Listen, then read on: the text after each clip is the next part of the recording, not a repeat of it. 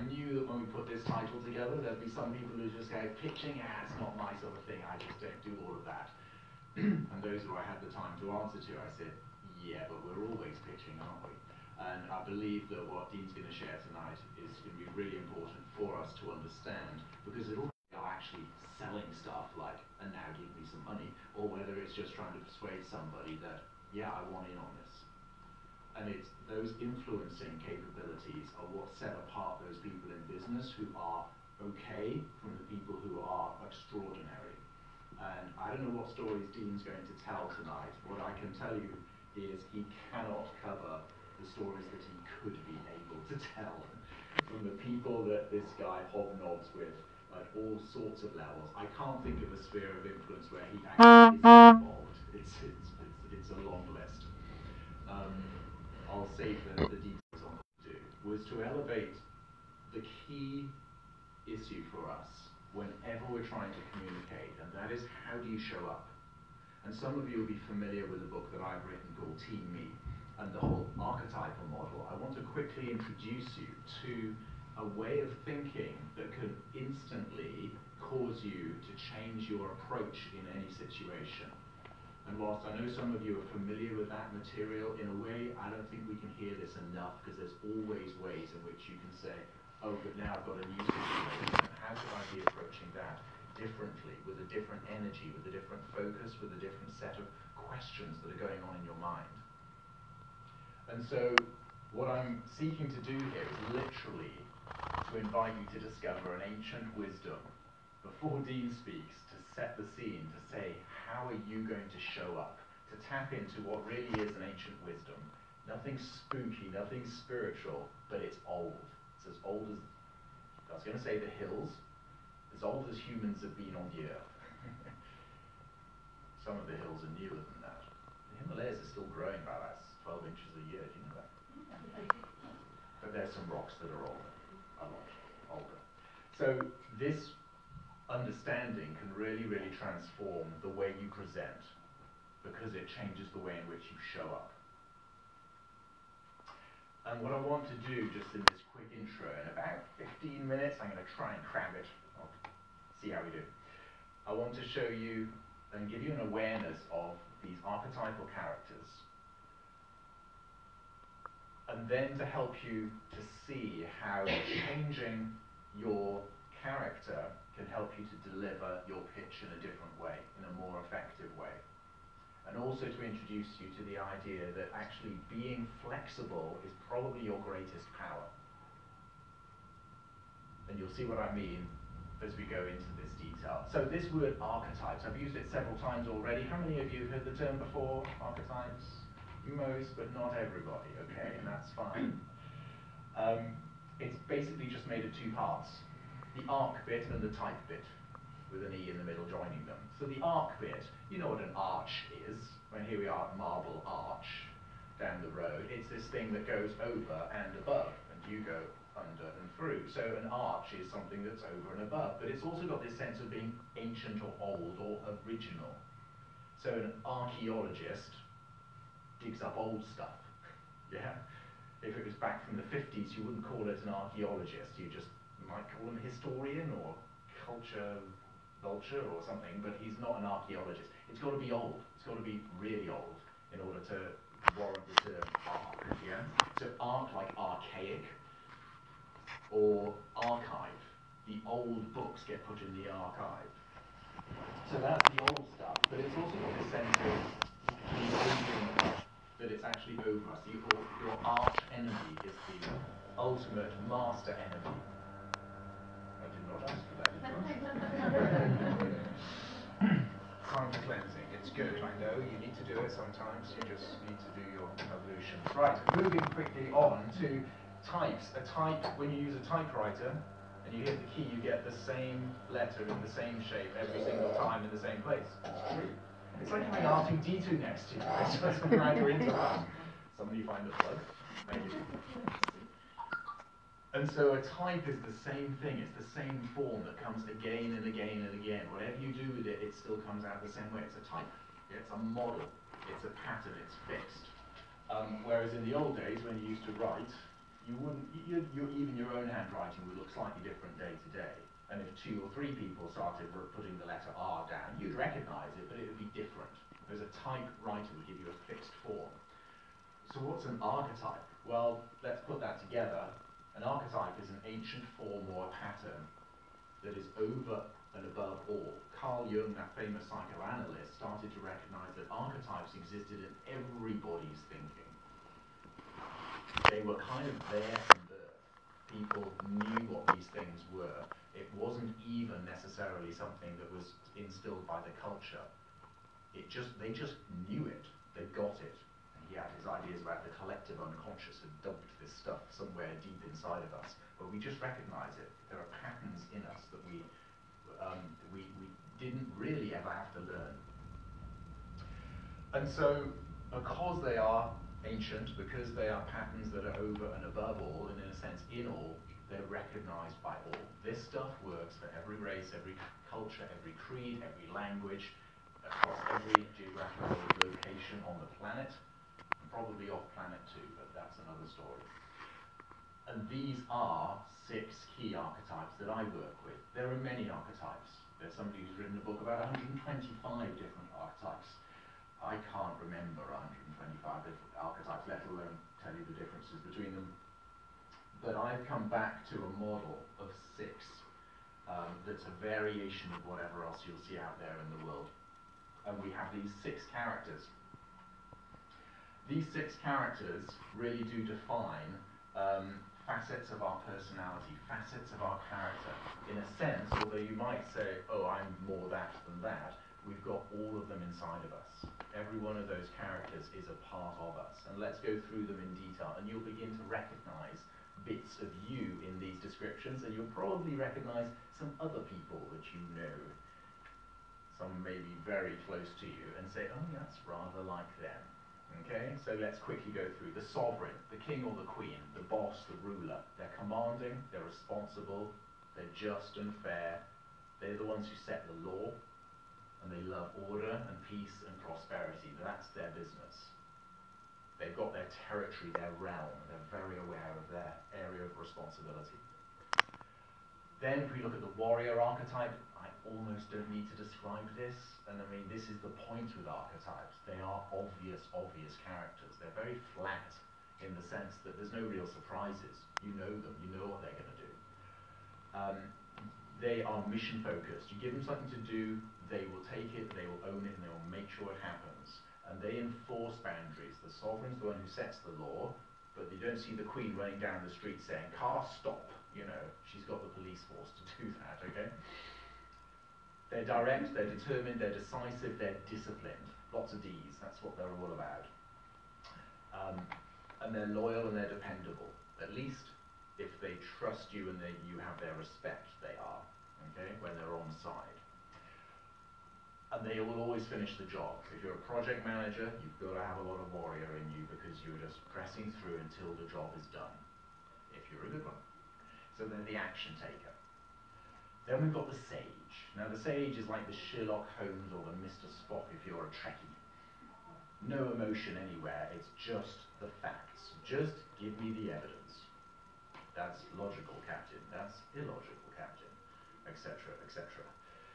So they're educated, they're wise, they love learning, they're always looking for those distinctions. They're discerning, they're perceptive, but they're rational, not emotional. They're looking at what they can measure, what they can track, what evidence they can find. So this is the wise old owl.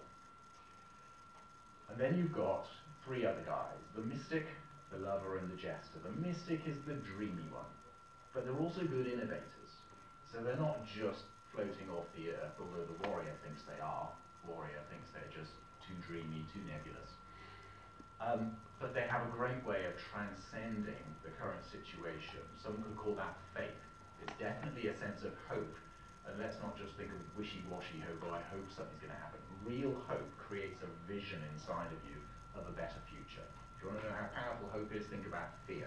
Fear is its nasty twin. Both of them create a picture inside of you of an expected future. You don't fear something that's that's happening now. You're experiencing it. It's always set in the future. But hope is an incredibly powerful force, and the mystic plays to it. Unfortunately, if you get those mystics who are a bit negative, they will use the fear factor as well, and they will manipulate through that, as you may see when they get a bit overheated. We'll talk about those later. They transcend and they transform. They believe that a situation can change, and they do it by going up high. They get a vision of something above and beyond. And they're quite happy with mystery. The sage hates mystery. They see it as their job to break up mystery until it's worked out what's actually going on. The mystic is quite happy with things being a bit nebulous and feeling their way through. They're very strong with their instinct and their intuition. I wonder how many mystics we have in the room. Okay, I didn't answer that yet. Oh, you, thank you. You're a machine. The lover archetype. Now, the lover's not just the Romeos and Juliets of the world. The lover is the person who cares about people. I did a quick profile of somebody at a consultancy the other day, but I almost didn't need to, because as soon as this girl walked into the room, just her way of communicating and looking out for people, thought, okay, the lover's quite strong with that one. Let's just see where the other ones are in her as well. So we have a way of profiling people, but they're empathetic. They seek harmony. They're playful, they're spontaneous, and they're generally expressive.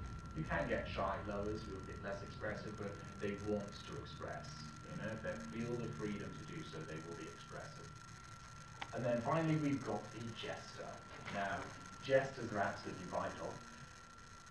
They make light of things. So all the other guys, we've got some quite serious characters going on with all of them, but the jester is the one who makes light of stuff. They distract quite often from what's going on, and that can be useful and it can be horrendously annoying. They often then will come in, they will entertain. You give the jester the job of entertaining. You don't give that to the sage. The sage says, I calculated that joke and I thought it was going to go down very well, and clearly it didn't. It's because they just don't get that dynamic, whereas the jester just brings that life and that laughter anyway. So they bring joy, humor, laughter, color into a situation. A day without a jester is like a whole week without a Saturday. You need to let your hair down at some point. Okay. So, what's the point of all of this? Well, once you understand the archetypes, once you build that awareness, the archetypes are there whether you recognize them or not, but once you build your awareness of these characters, you can then actually activate, do certain things to bring up the character that you need more of. I'm sure there's been times when you've been faced with a job and you know you just need to bring it, and something inside you steps up and says, I'm going to make this happen. And when you do that, up comes the warrior. Now, from now on, since you've got this language, you can actually say, warrior, let's do it. And something begins to focus. You have a slightly different mental focus. You focus your energies into getting the job done. You push other things aside.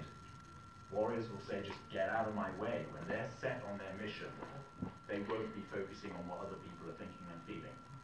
Okay? In their purest form. They will just be focused on getting it done. And so your achievement might be the warrior's achievement, but it might be the lover's achievement. You might need to actually build a connection with somebody. The warrior's not going to help you in that situation. You're going to need to take time. You're going to need to focus on the things that the lover would focus upon. And so these things are key. You could do that for any one of the archetypes. They all have a particular mental focus. They all have a particular set of language patterns that they use that you can learn, you can adopt yourself. And they also have a certain posture. So if someone comes into the room and they stand there and you look at this, you know you're not dealing with the lover. They are there miffed. So what does this mean for us? Well, there's one thing to be aware of here. The archetypes are very, very powerful. It can put you in a position to change the character you're playing at any moment to get a different result. If you're stuck in any particular situation in life, I would propose to you that you stop dealing with it with your usual archetype and you switch into the model and mode of another one, because that is the key to your breakthrough. You've been going at it in an ineffective archetype. Change the character you're playing, and actually, if you change the character, you change the story. If you step up, Luke Skywalker was a farm boy, and then he steps up, he becomes a Jedi. Everything changes in Star Wars. Okay? Spider-Man starts off as some teenager, gets bit by a spider, and all of a sudden his identity has changed, the character has changed, everything changes from that moment in the story. Every story of progression there'll be that point at which the character suddenly changes. Caterpillars to butterflies. Maybe you've had a time in your life where there's been a significant change. And you just say, yeah, I stepped up, I became more, I saw myself in a different light. Okay? But there's a danger with this. And the danger is that we can sometimes label ourselves or label other people as being one of these particular characters, and then we kind of have got them stuck in a particular place. And there's a danger there. So what we're doing here is not being that simplistic about he's a warrior, she's the lover, this one's a sovereign. But we look at a whole profile. So what I want to invite you to do is actually here and now is to grab a little mobile phone, if you've got one, and to do a profiling exercise. You don't have to, but if you do this right now, you will have insights about yourself. If you can go through, if you can get your phone out, there is a free Wi-Fi in the Thistle app, an initial set of questions, and this would be really, really useful because you can get your own profile. It does take about 10 seconds to sign in or hit a Facebook thing.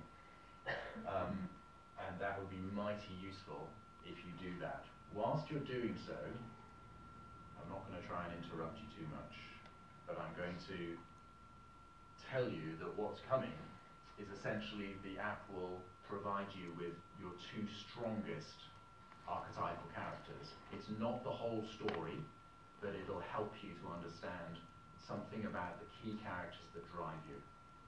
If you're having any problems, give me a shout, but it'll be a really useful exercise for you to actually just go through. So there's 30 questions. It should just take you about a minute and a half to answer those questions if you've got that. But there is a sign up at the front end of that. Are there any, you guys okay? Shout if there's any problems. Are you're okay?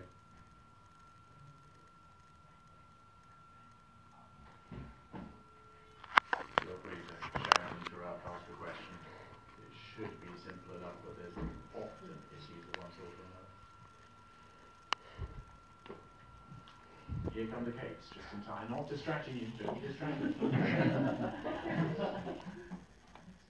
Keep your focus. You're warriors now. I might have.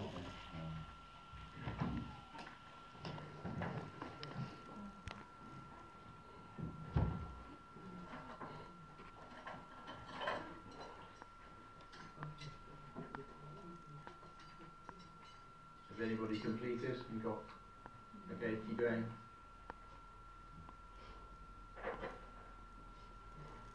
Do I need to register first? Yeah, so you will need to put in an email address and a first name, I think, maybe a second name as well, or you can just hit the Facebook button. If you are registered in there, then it should be fine.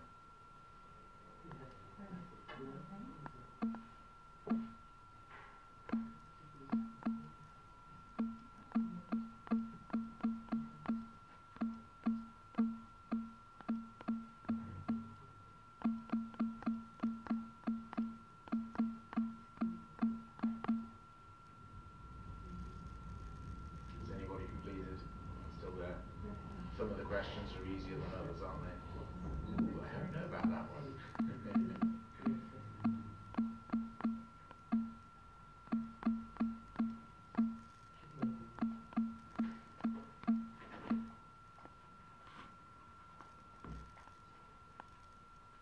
So carry on with that, just push it through. You can ignore what I'm saying, but for those of you who've got there already, I'm just going to bring up the next. There are actually 6 then of these characters that I've given you a quick introduction to. And essentially what the tool will do is show you which are the 2 strongest.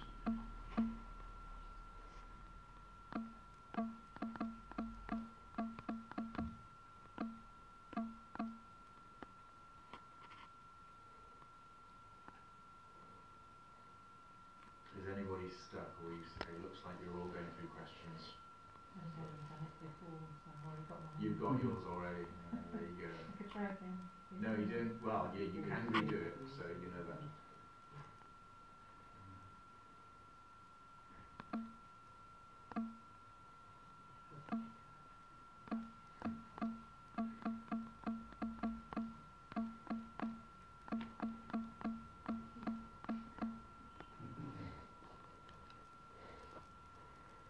So you will eventually come through to a screen that will just give you your two, you'll get a little symbol, insignia, with a hat on it, and a colour. You'll have a lead character, and you'll have a supporting character, which is the strongest and which is kind of your support. They may be very close to each other in terms of what makes you who you are, and also the truth is there are some other characters that could be just below it as well. This then will lead you through, you can hit on learn more, and there are several pages of detail behind each of them. I'll just invite you to look at that in your own time. And then there's a kind of keep playing button that can take you off to all sorts of things that I can support with afterwards. But this is just a way of you finding out your power profile, your strongest two. So I know there's a few people looking at. I do want you to get through to that power profile, because before I hand over to Dean, which is coming up in just a moment, I want to ask you this one question.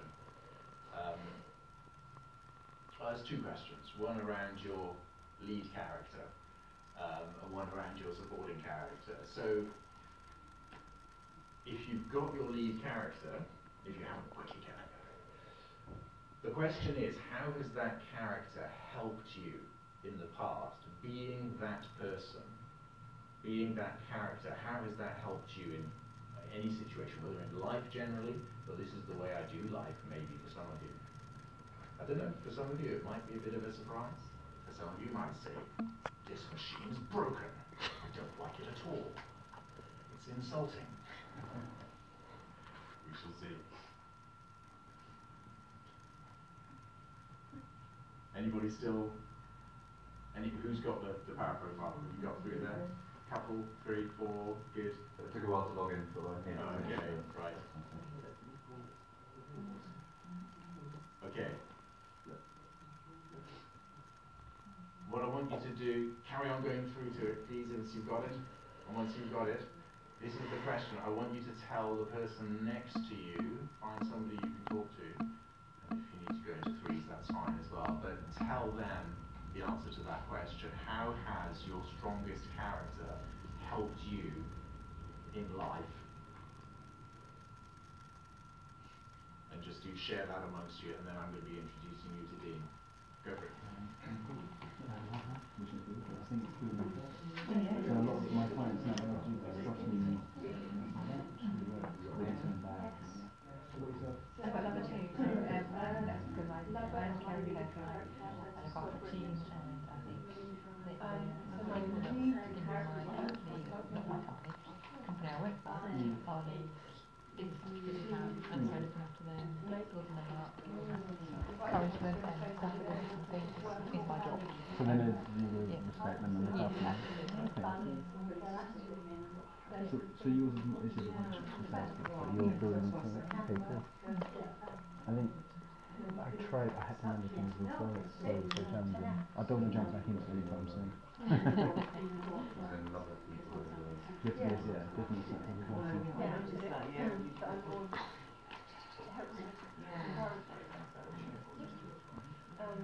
Funny, I did do it again, and I got the same result. Which is what you would expect. But I remember when I first thought this time, the opportunity to hear it. Negative questions, which were hard to answer. You never think about. I really dislike. Most of all in the test, I found it quite hard to. difficult, so it's easy to put something down. I did an app for dementia sufferers with music, and it took me, I created it, and it took me like 3 months to like try and improve it. It was really tough. I think when you build something, it's completely different to how other people see it. Yeah, we're doing like live music and stuff. It's like in care homes and sheltered accommodation and stuff. Yeah, fantastic, because I saw, did you watch the dementia choir? Yeah. That's amazing, isn't it? How much difference music can make to... I think, and that's you mentioned you play really good songs, and you can remember the whole of the entire song. They can get I volunteered for it, and some of our group got Did have big bands and stuff. dementia. So they played with the mirror and they all sing along. Music memory. Okay, guys, thank you. It's very good. I hope we got there in the end. A few quizzical faces, a few strange smiles. How many of you found that it was somewhat accurate? Yeah? Okay, everybody found it at least somewhat. How many of you thought it was very accurate? Yeah? Most? Okay. And it's hard for a machine to play back exactly who you are, especially because if you're, say, strong with Lover and Sage, some of their characteristics contradict each other, but that's what makes you the interesting person that you are. And you may find that those two were your lead and your support, or you may find that actually the Sage is just a little bit below, and this particular profile has to just take the strongest two, and doesn't give you the fullest picture. But there's a little sneaky thing that I can go away around the back, and I can actually then look at your full profile and see what that looks like, and that's what I'll use in any kind of... It was about 20 years ago when we first met. We worked together in a startup, an online startup, and I got to know Dean for his remarkable abilities in the areas of design and other such things, but we reconnected just a couple of years ago, and we started then saying, well, hold on, what have you been doing for 20 years? And we started looking at what we were doing, and what I found is that this man and I have almost exactly the same sort of set of values. And that's what I think has brought us back together, and we're going to be doing some workshops across the rest of the year around pitching and presentation. But he's also come out with all sorts of stories and photographs. And oh yes, here I am. It's like, what's that? It looks like an amazing. It looks like the Oscars, but it's some charity gala-y thing. Where was that? That was in the States. That looks like Bill Clinton on the table next to you. Yeah, that was Bill Clinton. And other such stories that we hear from this man. He's operating in, and he'll give you a quick snapshot. He's also involved in political circles. He's a remarkable artist who has had work signed by many prime ministers. Has a habit of sketching up prime ministers and other such characters. But he's also extraordinarily, I find him just down to earth and real. So he's able to see, he seems to transition and transcend through all echelons of society. He's able to talk from the heads of nations down to the tramps on the street corner, and he's got this big heart, and that's what I appreciate most about him. I'm really pleased that he came along tonight for this, and we've got a lot of other stuff to come. So let's just give him a warm round of applause and hand over. Thank you. A very delightful introduction. Thank you so much, and thank you all for coming here on an evening in the middle of London when you could be out, in Soho drinking. And just to start with, I just thought I'd mention, just from a housekeeping perspective, if you want to share anything, because one of the things that I often find when doing these talks is that everybody gets something slightly different out of it. And actually, if you share that online, then you might find that someone else has picked something up that you haven't, or also they might be grateful for you sharing that. So if you use Win That Pitch as a hashtag, and also Power Pitch for tonight, feel free to contact me. I'll put these up at the end as well. But what I want to do, I see to take the photo, so I'll hold off moving forward. No, brilliant, thank you. So, as Pad said, there you go. As Pad said, I've got quite an eclectic life, and I've been very fortunate. In part because of the people I've got to know. Actually, I think the people we surround ourselves with really are a reflection of ourselves, and often the journey that we go on is as much as important who the passengers are with us as it can be the actual destination we're trying to reach. And I thought I'd give you a quick overview of my background, and the only reason why is to give you a sense of actually where the Win That Pitch brand came from and my book, How to Win. Because actually I think pitching is not just about going and doing a Dragon's Den style elevator pitch, you know, or a investment pitch. We pitch all the time. We pitch every day. We pitch ideas to our family about where we want to go on holiday. We pitch when we go for a job interview to be able to get the next move in our career. We pitch all the time. And so what I want to go through tonight is share some of those insights around what pitching really is, some techniques for that, but also build on some of my experiences. And I just thought I'd just share a quick glance at some of those here. So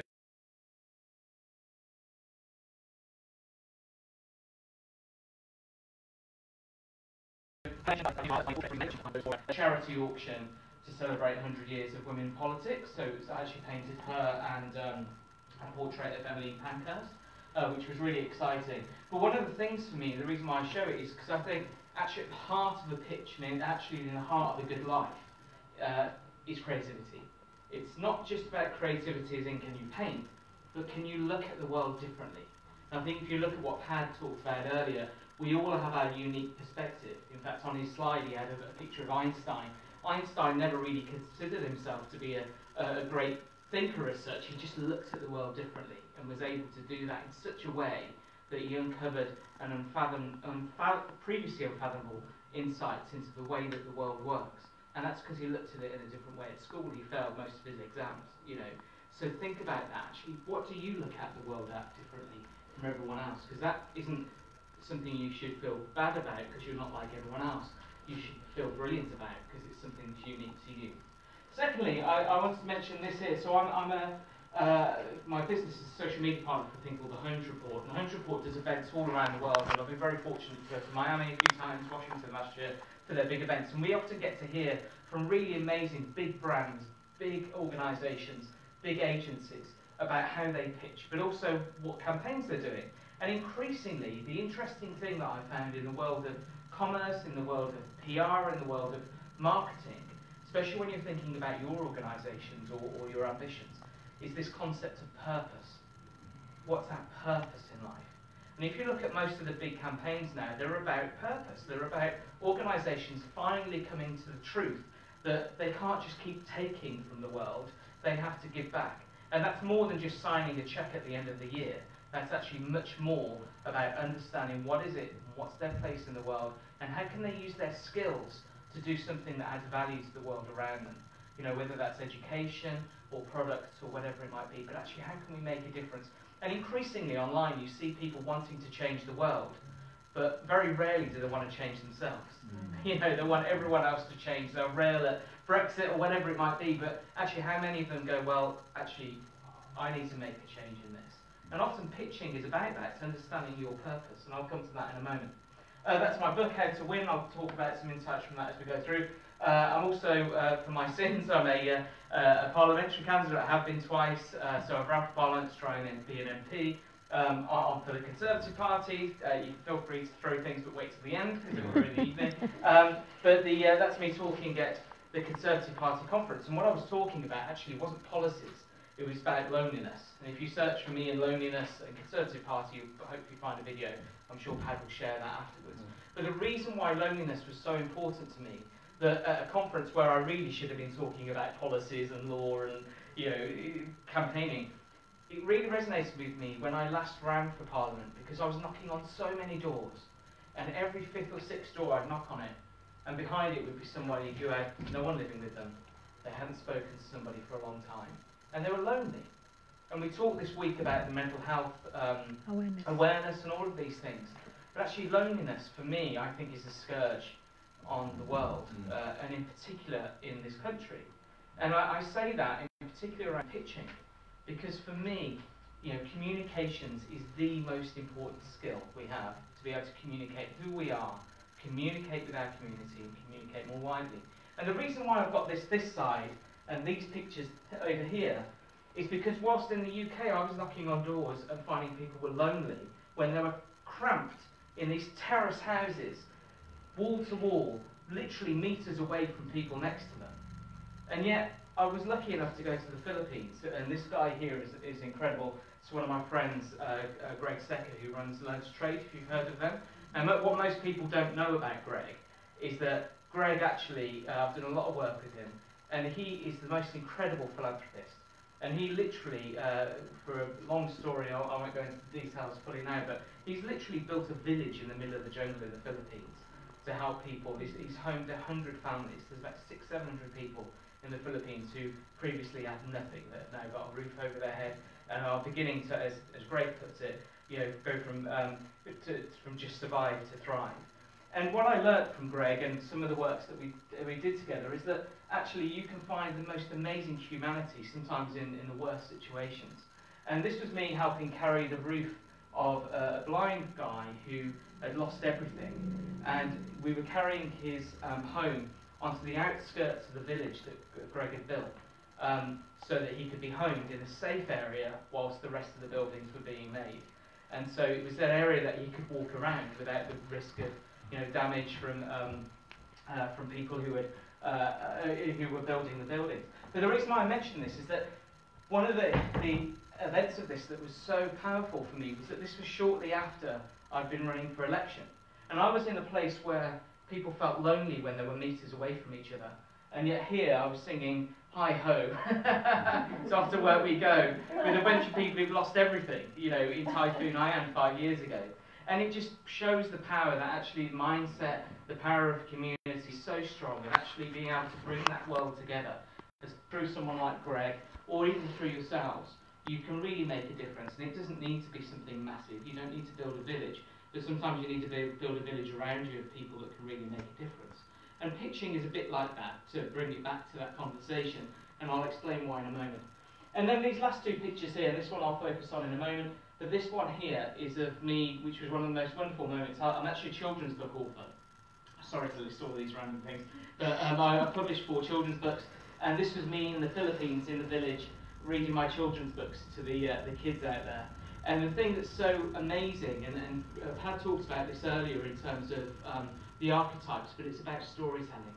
And the story to a child in the Philippines, to a child in the UK where I've read them at schools, or somebody reading something online, it's the same smile.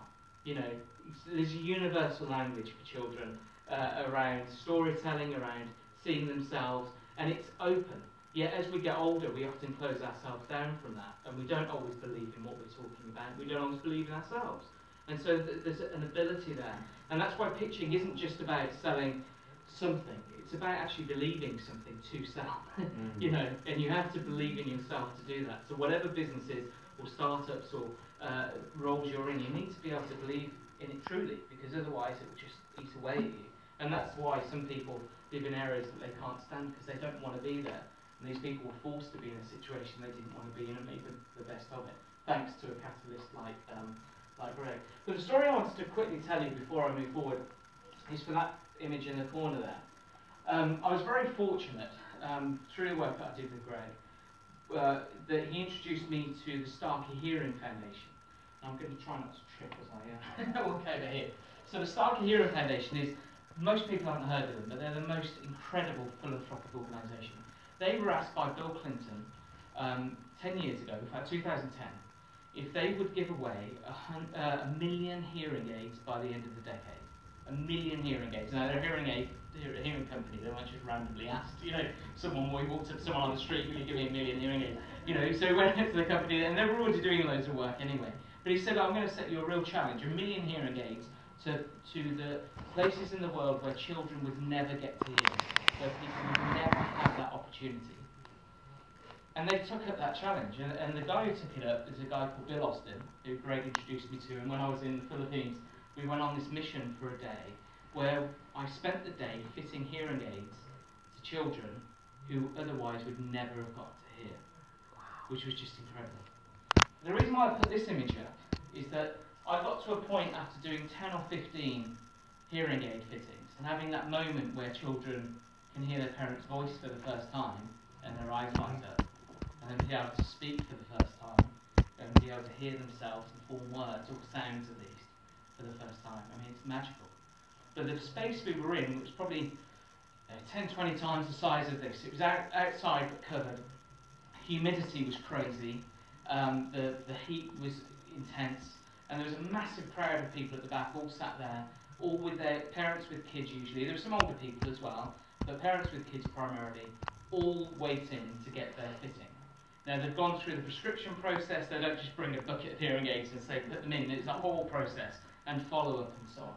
Now, on this day, I'd done about 10-15 children, and the process that you go through is really quite bizarre if you've not done it before. How many of you have ever been involved with fitting hearing aids? So I don't want to make a fool of myself by saying I did it wrong. So, the way that you do it is incredible. So you get, usually with the child, they sit on a chair. So if you imagine there's a little child there, and there's a little tube that you put into a hearing aid. So you sort of bend down and you put the tube in. And this lady here, by the way, is Miss Earth 2015. So she was helping me. She's one of the ambassadors for the charity. So she was magnificent. Angela Ong, who was fantastic through the whole process. So we were fitting these hearing aids. So I put the tube in, and then you check the volume, and you say a thing called ba ba. You know, ba ba. Simple as that. And the eyes don't light up. Okay, turn up the volume. Ba ba. Ba ba. And you see that, okay, they've heard something. Then you adjust it, and you use the universal language of that or that. Was it too loud? Was it too quiet? Now they don't know what's too loud. They don't know what's too quiet. So you have to, using a different language, try and get them to think about which way will it work. You know, is it working? And then they start to get it. Ba ba, ba ba. And then you get one ear, and then you move over. So imagine I won't walk over her.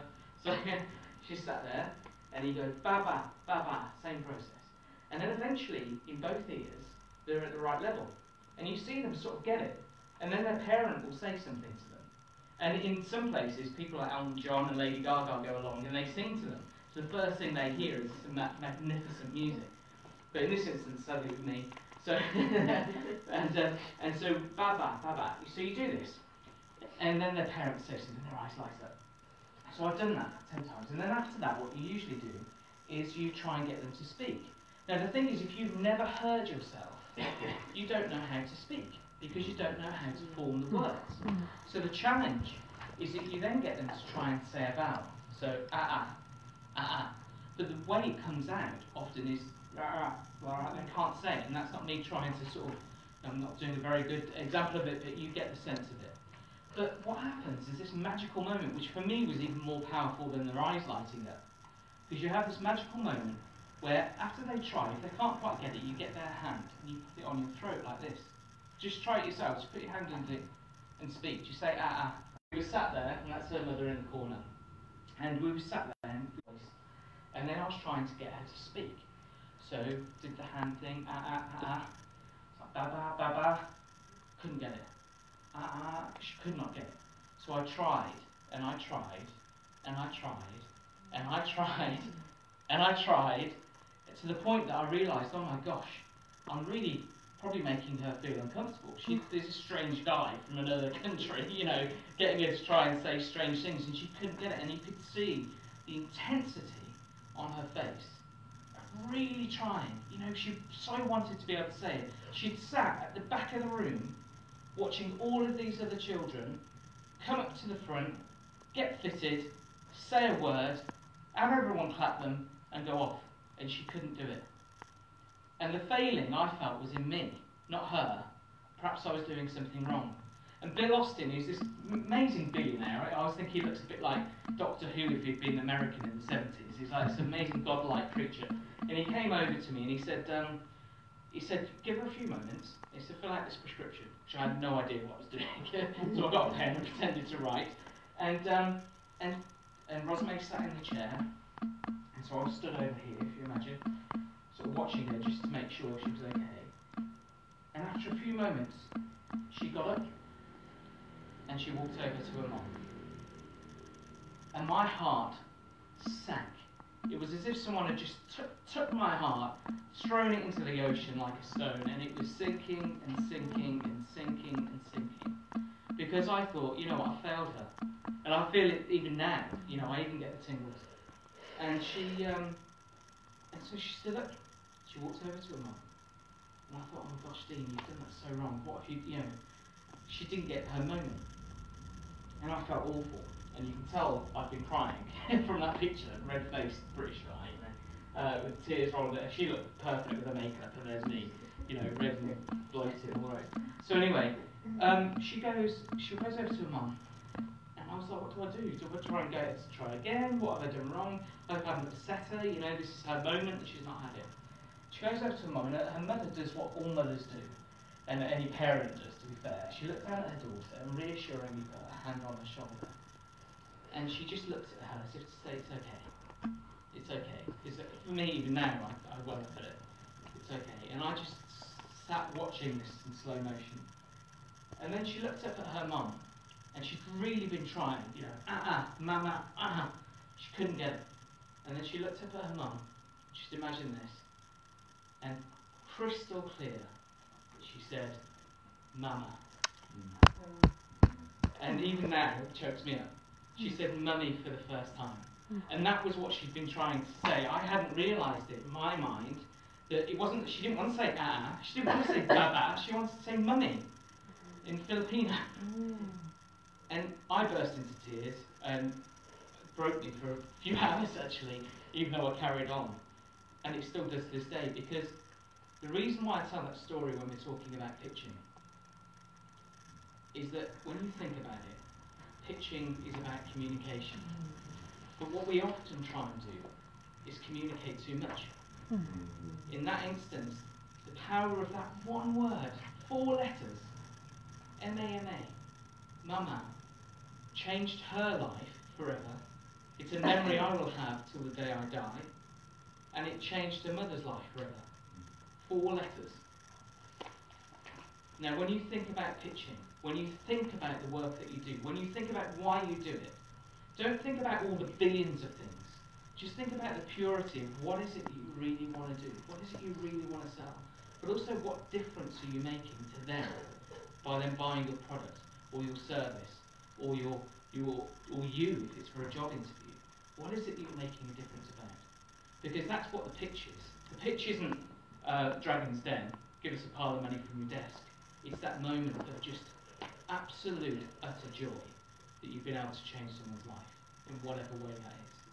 And so I'll come back to this story a few times as we go through, but the reason why I start with that is because I learned through those experiences what communications really is. I've worked in the communications industry with major brands for many years, but in that moment of purity I realised it's about a two-way dialogue. It's about listening, and it's also about speaking. And it's about hearing people properly about what is it they really want to do, what is it they really want to say.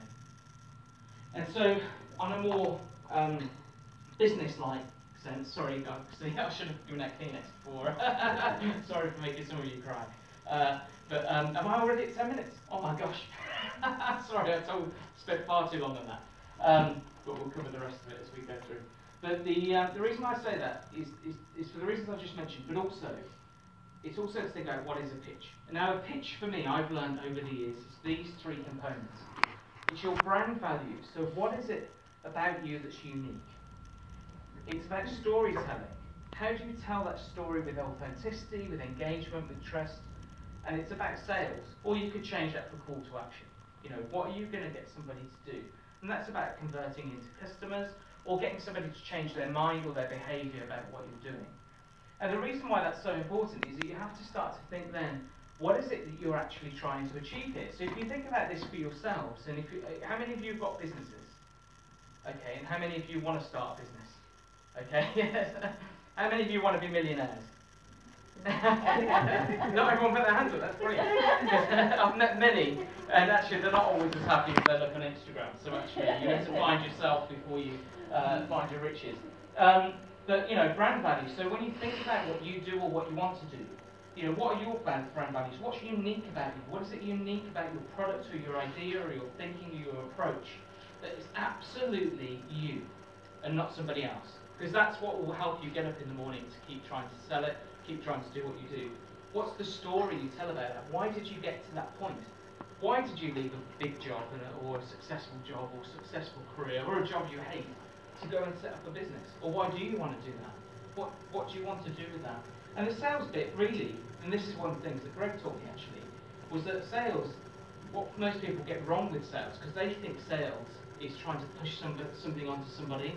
When most people think of sales, they think of second-hand car sales, maybe a dirty bidding, oh gosh. But actually, if you believe in what you're doing, if you believe in it 100%, that you're making a difference with what you're doing, then actually selling, as Greg used to say to me, is just about transferring the feeling. It's about transferring the excitement and the belief you've got to somebody else. So when you're thinking about what you're doing, what is it that you're transferring the feeling about? What difference? And in the case of Rosamie, you know, in a way, with those things, whilst I wasn't pitching to her, she fulfilled all of those, you know.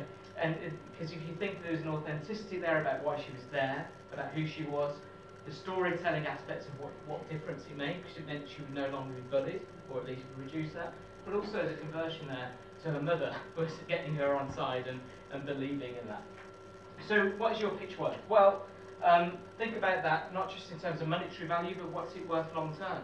What's it mean to you as an individual? What's it to mean to you, to your business? Quite often in the agency world, you will find that the businesses will take on what they call loss leaders. They'll pitch for something so that they get that brand or that client on side, so they can then make investment into the UK, or into London more specifically. And over time, as I've met lots of startup founders, is that they all start with this, the startup dream. How many of you have had sort of a startup dream, like a moment of inspiration where you've gone, gosh, I want to sell this or do this? Just put your hands up, just so I get a sense. Yeah, you all have, pretty much. And you all start with a startup dream. The problem is 6 months into having a startup dream and going for it, you end up with this, the startup. You end up with admin, taxes, paperwork. So all that brilliant inspiration, I'm going to live the life I love, suddenly becomes something where you don't always have time to do what you wanted to do because you're doing all the stuff that you left a job for doing. And so that's why it's important from day one in your business, or even if you're 10 years into your business, but from day one today, you start to think about how can you reclaim some of that time? How can you reclaim and not have to do the bits that you hate doing? You know, and a really simple way of doing this is to get a single piece of paper, draw a line down the middle, and write on one side a header which says, what do I love doing? And on the other side, what do I hate doing? And under one side, write what you love doing, the other side, write what you hate doing. And then go through and say, how much of your time every day is spent in the love column or the hate column? And what you find at this point, the startup dream point, loads of stuff's in the love column. 6 months in, loads of stuff's in the hate column. You know, the admin and the tax and the returns and the paperwork and the managing people and all of that stuff. So what you have to do is work out how you can reclaim that time. Because the best person to sell you and your business is you. Especially in the early days, you can build teams. But as you grow, you start to go from, you know, people who are inspired by you and what you want to achieve, to hiring employees who want a day job and are dreaming of their own startup. So you have to think about how you best manage that and build that on. I've got 5 minutes, okay. And that's why this quote by Leonardo da Vinci I think is so powerful. Because when you think about what you're doing, and I'm going to come to more of the details of the pitch process in a moment, but every now and then, go away, have a little relaxation, but when you come back to your work, your judgment will be surer. Now the trouble is, when you're in startup mode, or when you're working in a business or in a pitch, especially when it's quite time intensive, is your head's buried in it. You know, you're constant, that's your world, that's your focus. And what it means is you sometimes spend more time doing it, miss opportunities, try and go after everything.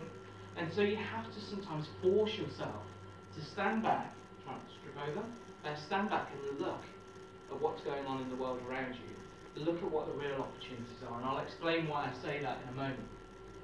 And that, in fact, actually is why, for me, I started the Win That Pitch brand. And I won't labour on this now, I'll mention it later, but, you know, I wrote my book, How to Win, which actually wasn't going to be a book. I was going to write a 4-page checklist on things to think about when pitching. And then I realised it was 8 pages, and then it was 12 pages of checklist, then it was 16, and then it ended up being a book with tips and guides and all the rest of it, techniques. From speaking to different people and for myself around the pitch process. It's now a 120-page book, and it's available on my site, but also will be on Amazon in the next couple of weeks. But then I thought, well, actually, people need some more guidance on that, so I wrote a course around that. And actually, just today, I've done a major announcement. I've got 14 associates who are you know, one of the guys is a leadership professor who advises the space program in China. We've got another lady who is amazing, a woman who used to be the editor-in-chief of PR Week. I mean, I won't go into it now, but what I've been fortunate to do is once I realised that when that pitch actually was the bit that I really loved doing, the pitch bit, things started to come towards me rather than me trying to chase other things. And I think when you find that moment, find that thing that you love doing, you'll find stuff suddenly starts happening. You'll bump into people that you didn't realise actually had a common value or a common interest. A bit like Pad, when we caught up a couple of years ago, you know, we hadn't been in touch, but then all of a sudden we had things that were in common. And just the next quote on that, so before we take a short break, is this brilliant quote by Abraham Lincoln, which is, "Give me 6 hours to chop down a tree, and I will spend the first 4 sharpening the axe." And the reason why this is such an important slide, in fact I'd say it's probably the most important quote when pitching, is that especially when you're trying to grow a business, every opportunity looks like it's going to be the game changer. We spend so much time trying to chase every lead, every pitch, every brief, every opportunity, but not everything is right for you. And there's a classic phrase in marketing, which is, you know, the number one way to fail as a business is to try and be everything to everyone, because you can't be. And actually, you'll be nothing to no one if that's the case. So you have to think about what is it. And sometimes the more niche you are, the more specific you are, actually the more successful you'll be.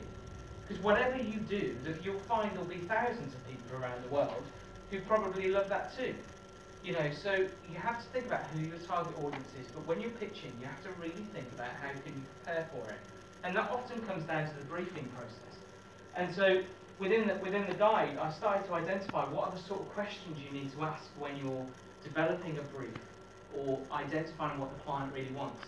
Now, in my world, often you get big. Sorry, you won't be able to read. It's free. Feel free. You can see the book. But I'll gladly share some of it later. But the reason why I say this is that for me, often the pitches I've done in the past have been, you know, for a few £100,000 or a few £1 million, and so you get these big, lengthy documents that you have to respond to, and they've got all the information in.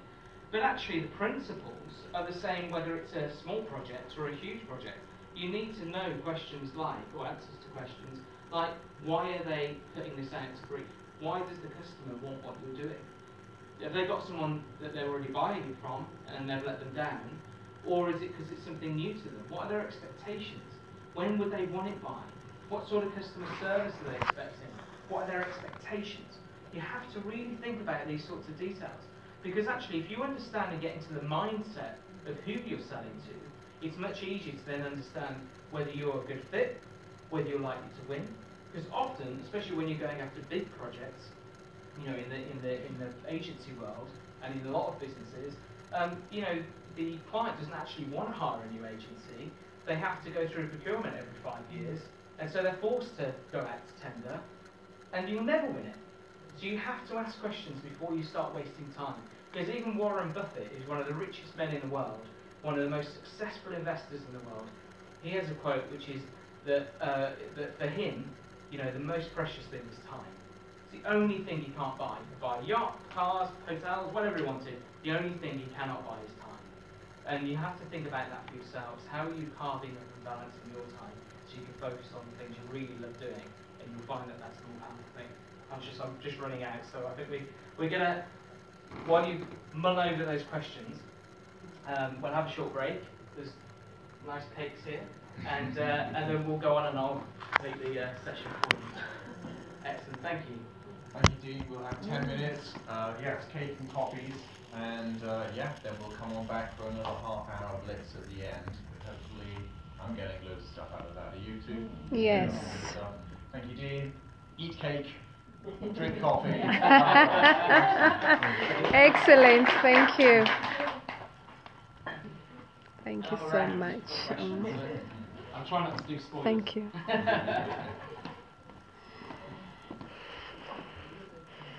You've got 36 people watching you across the whole world. So you've got. There you go. We're going global, Dean. You've gone global, not you're going global. You have gone global. Thank You have gone global. And just a quick one to thank them. And He's invited me to what you're watching, and as you've heard his name, thank you so much to everybody watching from Kenya, from Coventry, from Nigeria. Mel Goldberg, lovely to see you. Peter Bray, lovely to see you.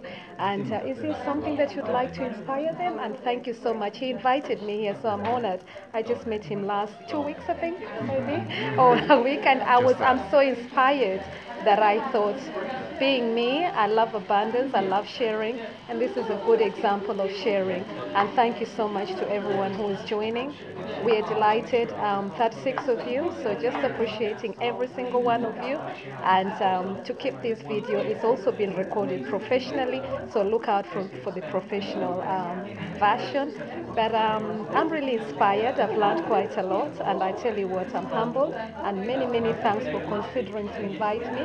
I'm absolutely, it has benefited me as a person.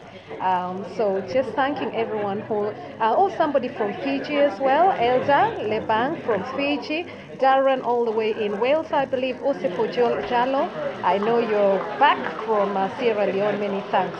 So Nasir, I think you're somewhere around Manchester, I believe.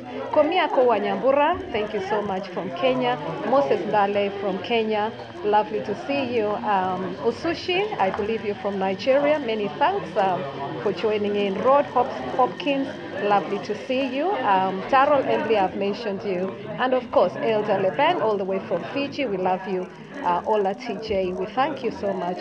Chenga George, all the way from Kenya, watching. We pass our regards all the way to Kenya. Pass the message how to pitch. Tell us your stories, and many thanks. Please also log into the app so that at least you can benefit and know your character. I thought that was really exciting. I'm absolutely delighted because I need to learn my character. And look out for business and make sure you've done that exercise. I'm going to be putting that out so you can see where that is. Tony Ndegwa, many thanks. Ram Eagle, and of course Jose Maxilino from Kenya. Fatah Ahmed, I believe you're in backing.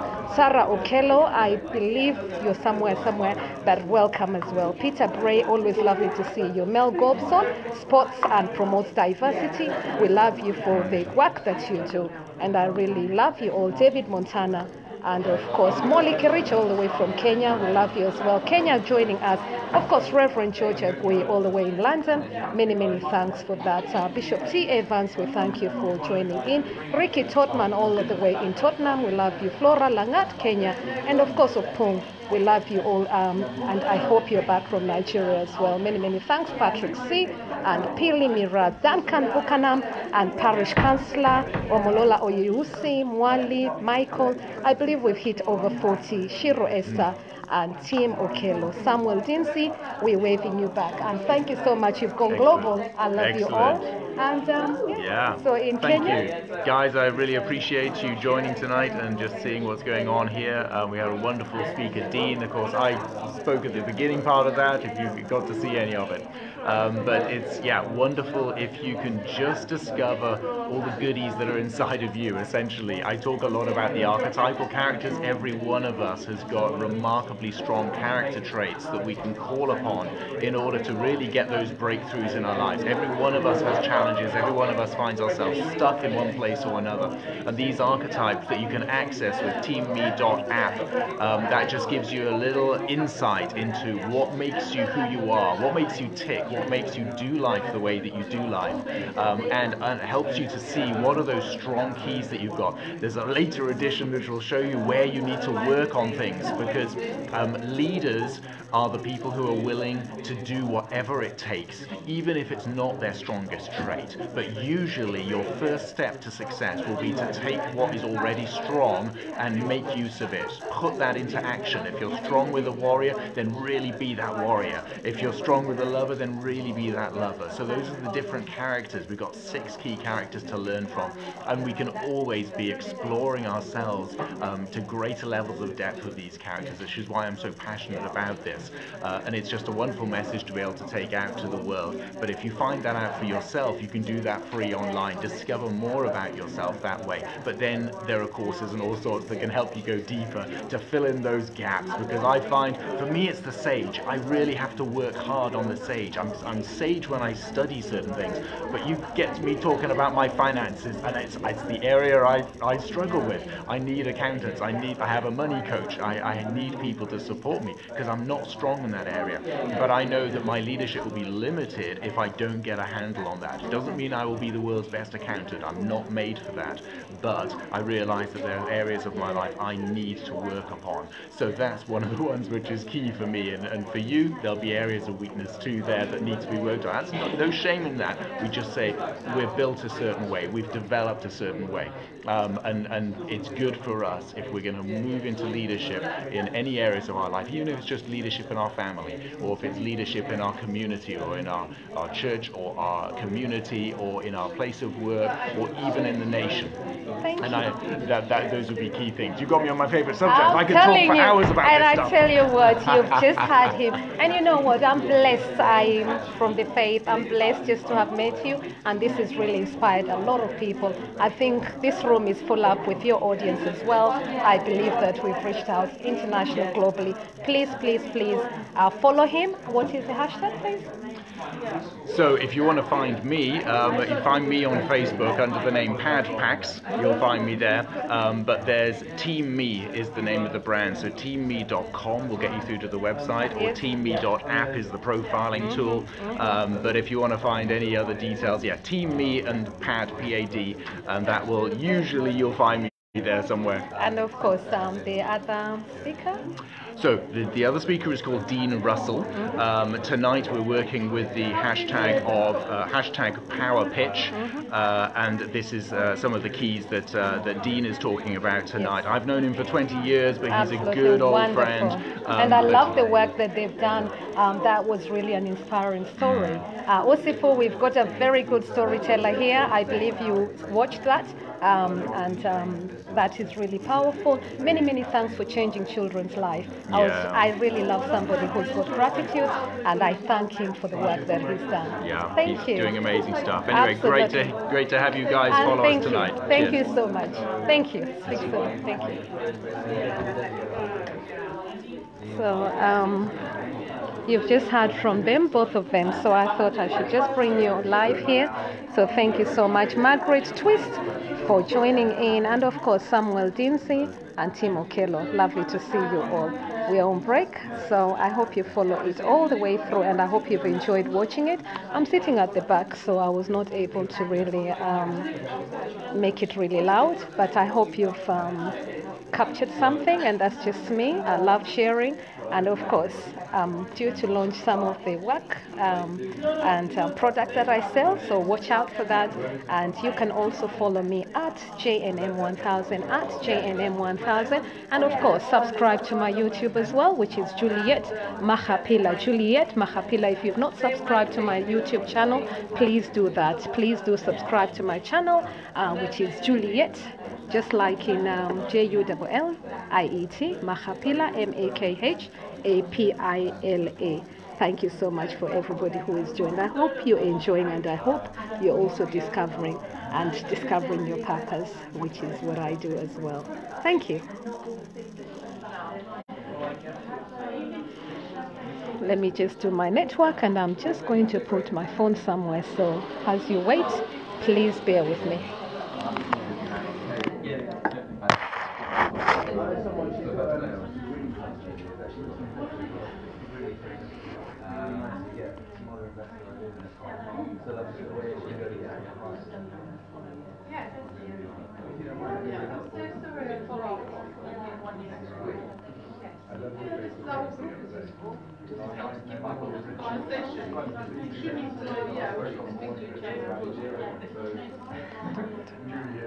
Morning, Richard. I just have to get out of the black one. I gotta put the back.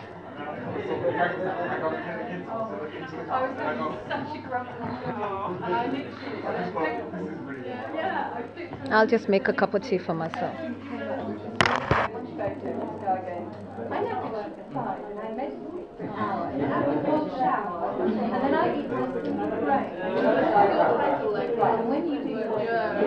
My morning was doing all that.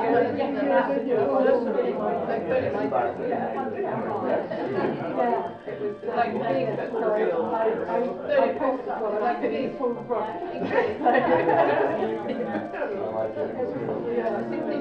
Yeah, do you know what, I've had so many nights.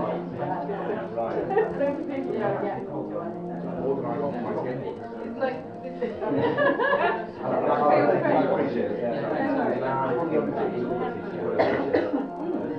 what is the name of it? And he didn't go away saying,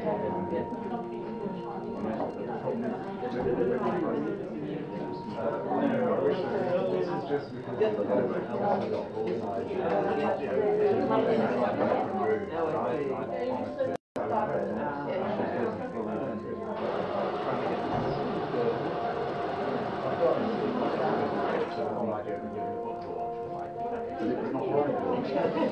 what can we do? I just thought, there's so many and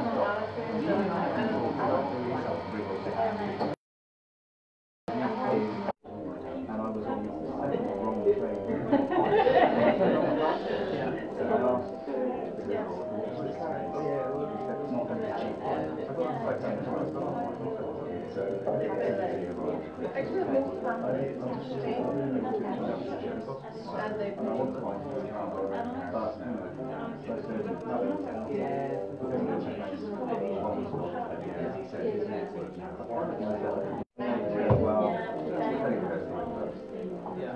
And I just thought, and if it was, you know, I only relocate.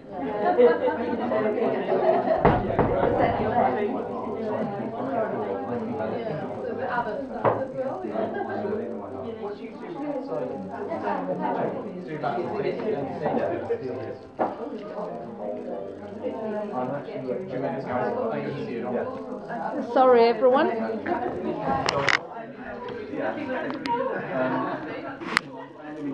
Sorry, everyone. I just needed to have that break and also network. So we're just going back. So yes, I got my coffee. I needed that coffee just to fuel myself. But I believe you're really all benefiting. Ask the right questions. Just keep posting. I can see all your questions. If you'd like me to ask a question. And for those people who are saying it's quite low volume, it's because I was sitting at the back. So I'm going to move in 60 seconds. I'm going to be moving in front now, so you'll get to hear much better.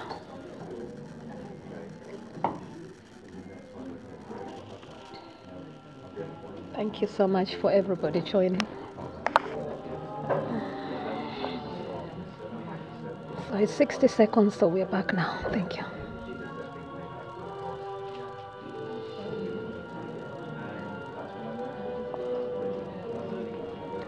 Thank you so much, Baba.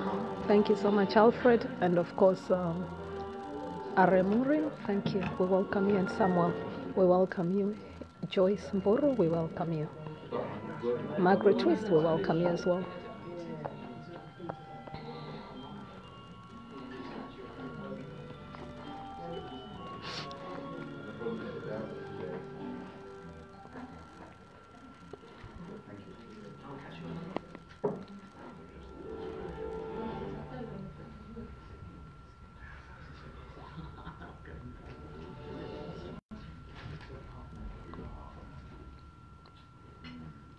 Silent hush fell upon the room.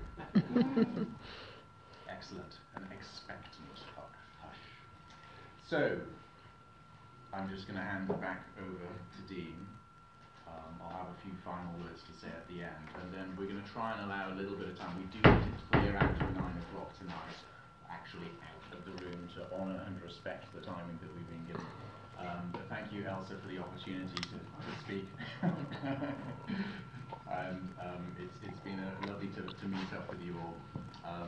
Juliet over here, for those of you who didn't hear, has been our outside broadcasting unit, which has been great because half of this is going across to Kenya, Fiji, and even Coventry in Wales. So it's been a lot far and wide. I'm not sure if America's woken up yet. Hi, from America. So that's great as well. So we are truly involved in a global event tonight. But I'm handing back over to Dean. We have just half an hour of solid, meaty content. The book that Dean has written, I've just had quick previews of it, and it is really, really solid stuff. But tonight, capture as much as you can, because I think that the book costs well over 100 quid, and it's for agencies who seriously need to be pitching, you know, for big, big money, and will make a serious difference. So capture everything you can, okay? Get it for free tonight. Well, cheap. All right, handing back over to Dean. Thank you. Thank you. No, thank you. Thanks for all sticking around. It's always a good time. So I mentioned about asking the right questions. So just to recap, you know, for me, the pitch often isn't just about that end presentation. It's about all the bits that go into it. And knowing what the person wants from the start actually is going to give you a good indication of whether you can win the pitch or not. And so if you balance your time to focus on things you can win, rather than things that you hope to win, you're going to be able to be far more effective and not have to take so many of the lows as the highs. You'll never win everything. You know, I'd love to be able to say that I'll give you a magic wand to win everything you go for, but the reality is if you pick carefully, you're more likely to win. And actually the big thing is learning from it. But during that initial stage, one of the things you have to really look at is the red flags. So what are the things that would stop you from winning? And some of those can be as simple as, well, actually, what's the location of the client? You know, can you get to them easily enough? You know, are they going to be happy, or are you going to be happy if you've got to travel an hour every day to meet them? Or, you know, are they going to be happy if you only do whatever you do over Skype? You know, simple things like that can be really important. But also, think about things like, you know, can they actually pay? Because increasingly, you know, you look at the high street, it's changed dramatically. I was previously the vice chair for the Federation of Small Business in Hertfordshire, and one of their big campaigns is the fact that the high street is rapidly disappearing. You know, small shops, big shops. If you think, just from in fact, I'll do a bit of a pub quiz. How many high street shops can you think of? I'll name one that doesn't exist anymore. Woolworths is one I remember. Any others? House of Fraser. House of Fraser. Maplin? Maplin, yeah. VHS. Yeah, VHS. Nothing. Yeah, Maplin's gone. Gutted. But any others? Yeah, CNA. You know, HMV's only got a small handful of Virgin Megastore. All of these places have disappeared. Now the reality is, in the latter days of them existing, they probably put out tenders to businesses, you know, on the hope that they wouldn't be disappearing. Would they have been able to pay them? You know, look at the finances of the organisations you're going after. Because sometimes it's really great to think, oh, we've got this really brilliant opportunity, but actually, can they pay? You know, a hope and a chance isn't going to be able to pay the mortgage. You've got to be practical about what it is that you can actually achieve. And there's some really great tools for that as well. If you're going after big opportunities, there's sites like DueDil, DueDil.com, I think. Due diligence, basically, to look at different financials, you know, companies' house, all of those places. So if you're working with businesses, do that. But also when you're working with individuals, you know, it's like tonight. I think you charge. 5 quid for 10 quid. Yes. How much? I don't know how much you charge. Sorry, and thank you all for paying to go on. But the reason why that's so important is because actually that incentivized you to come along, because otherwise you would have thrown that money away. So actually, sometimes when you think about payment, don't always think about it. Oh gosh, I've got to ask someone to pay. Actually, sometimes it's an incentive. It's a reason to do something. It gives somebody a kick up the backside to do something about it. And that also comes down to how much you price yourself at. It also comes down to how you pitch your budget. Because if you get that right, you shouldn't always feel guilty about charging money for something that you do. And that's why understanding those 3 components of the pitch, your brand, the storytelling, and the call to action, the sale, are critical. Because if you understand that, you understand your value. And that also goes back to your purpose. You know, you might love doing something, but if you do it for free forever, you're not going to be able to pay the mortgage. You're not going to be able to do it more. You know, so actually you shouldn't feel guilty about charging a fair amount. Not fair amounts in a big amount, but a fair amount for you, for what you do. Because you're not a charity, you know, but you can do charitable things with the skills that you've learned and the tools that you've gained. When developing, especially if you're doing something around a brief, track all the details. But that also goes into, you know, if you're sitting down with a prospect, whether it be an individual, a team, a business, or whatever, you know, think about it in terms of try and get as much detail from them as you can. You know, why do they want to do stuff? It all goes back to those questions from earlier. But what is it they're really looking for? Because sometimes they might be hiring somebody to do one job, but actually what they think they want, but actually what they need is very different.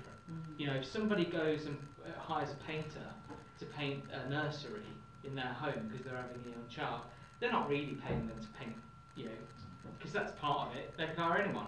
But actually what they're doing, they're hiring someone to fulfill a dream, to have a beautiful nursery for their child. You know, it's much more than that. And so when you think about what you're doing, what is it, what's the ambition, what's the dream, what's the expectation of what you're doing that will help people? And that also means that when you think about it for yourself, hopefully you're then going to deliver something of quality. Because it's very easy to sell shoddy work, it's very easy to sell stuff at scale, but actually you'll lose customers very quickly off the back end. You need to deliver quality, and then you've got word of mouth. You know, so it's much easier then to sell. I mean, the ultimate goal, I say, for a lot of my clients is I want to get to you to the point that you don't have to pitch. You know, the ideal is to have a load of clients that love you and they're pitching on your behalf. You know, so you have to think about that as well. This is more for bigger opportunities, but try and find out what I call know the score. So for a lot of big briefs, and I've learned this from a lot of the big agencies, is they'll have what's called a weighting system. So for them, the money, perhaps the budget's the most important thing, or the timing, or how the quality of the work. There's a classic triangle, if you've probably all heard of it, but which is quality, time, and cost. So most decisions will be based on one of those three things. Is your benefit to the client or to the prospect based on really good quality? In fact, cost won't be as important then, but it could be that are you the cheapest? So cost is going to be really important. And it could be down to timing. Can you do it the quickest? You know, sometimes that's really important. So when you're thinking about your position, especially from a pitching perspective, understand what it is from the prospect's perspective or from your customer's perspective. What is it they're really looking for? Are they coming to you because they know you'll do the best job in the world and you'll be brilliant? Or actually, are they coming to you because they've only got a certain amount of budget and that's all they can spend? Or is it because they know that you'll do it in 2 days, whereas actually everyone else has quoted 5 days? Think about where you sit within that triangle, because that will really inform who you're going after and what your USP is and what the benefit is to the customer and what they're looking for. And if you find those three things out early on, right from the start, it'll give you a sense of how to position your pitch or your pitch or your proposal or your budget, because it will mean that you're not wasting their time. If they've only got £100 for an hour's work or whatever, and all they've got is £100, and you do an amazing proposal and it's brilliant, and you say you do it tomorrow and all the rest, and it's £200. It's completely annoyed at the cost. I'll move over here. But you know, if you find that all they've got is that amount of budget, and that's all they can actually spend, it doesn't matter how good your proposal is. If you can't afford you, they can't afford you. You know, so do you go in with a discount, or do you say, well, actually, it's not the right client for me because they're not going to pay the bills? So you have to be quite tough on yourself and on your vision for your organisation, on what you will pitch and what you will take. And that's the same in life. You know, how much will you take? What's your threshold for how much you'll take in life before you scream and say, no, I'm not going to do this anymore? It's the same in business. You know, the trouble is, the reason why a lot of people don't like their jobs is because they're forced to go beyond their threshold because of other people around them. There's a classic thing, you know, most people join a business or a brand and leave the manager. You know, they leave because of the person who's telling them to do what they perhaps don't want to be doing. You know, and that grates them to the point that they go, I can't take this anymore, I'm leaving. And so you have to think, you want to build a business and build an organisation and build a life where you don't get to that threshold because you're living in a place of joy, effectively, a joy in getting up every morning and doing what you love doing. And the other trick as well, and this is probably again for bigger budgets, but goes back to my point around asking them from the start how much they have, is that often you can sneak into the line. Now for really big projects, really big opportunities, you will find that especially when things go to what they call tender, so when someone has to get 3 or 4 quotes in from different businesses, they will have a tender limit. Now the truth is, and the trick to this, is that often there'll be a point, a low point, at which they don't have to go to tender. You know, especially for big organisations and government and so on. Most people in organisations will have a sign-off point. So they'll go, well actually, anything under say £5,000, I can sign off. Anything above that, we have to put it out to 3 different organisations, and they have to put a brief in, and all blah, blah, blah, blah, blah.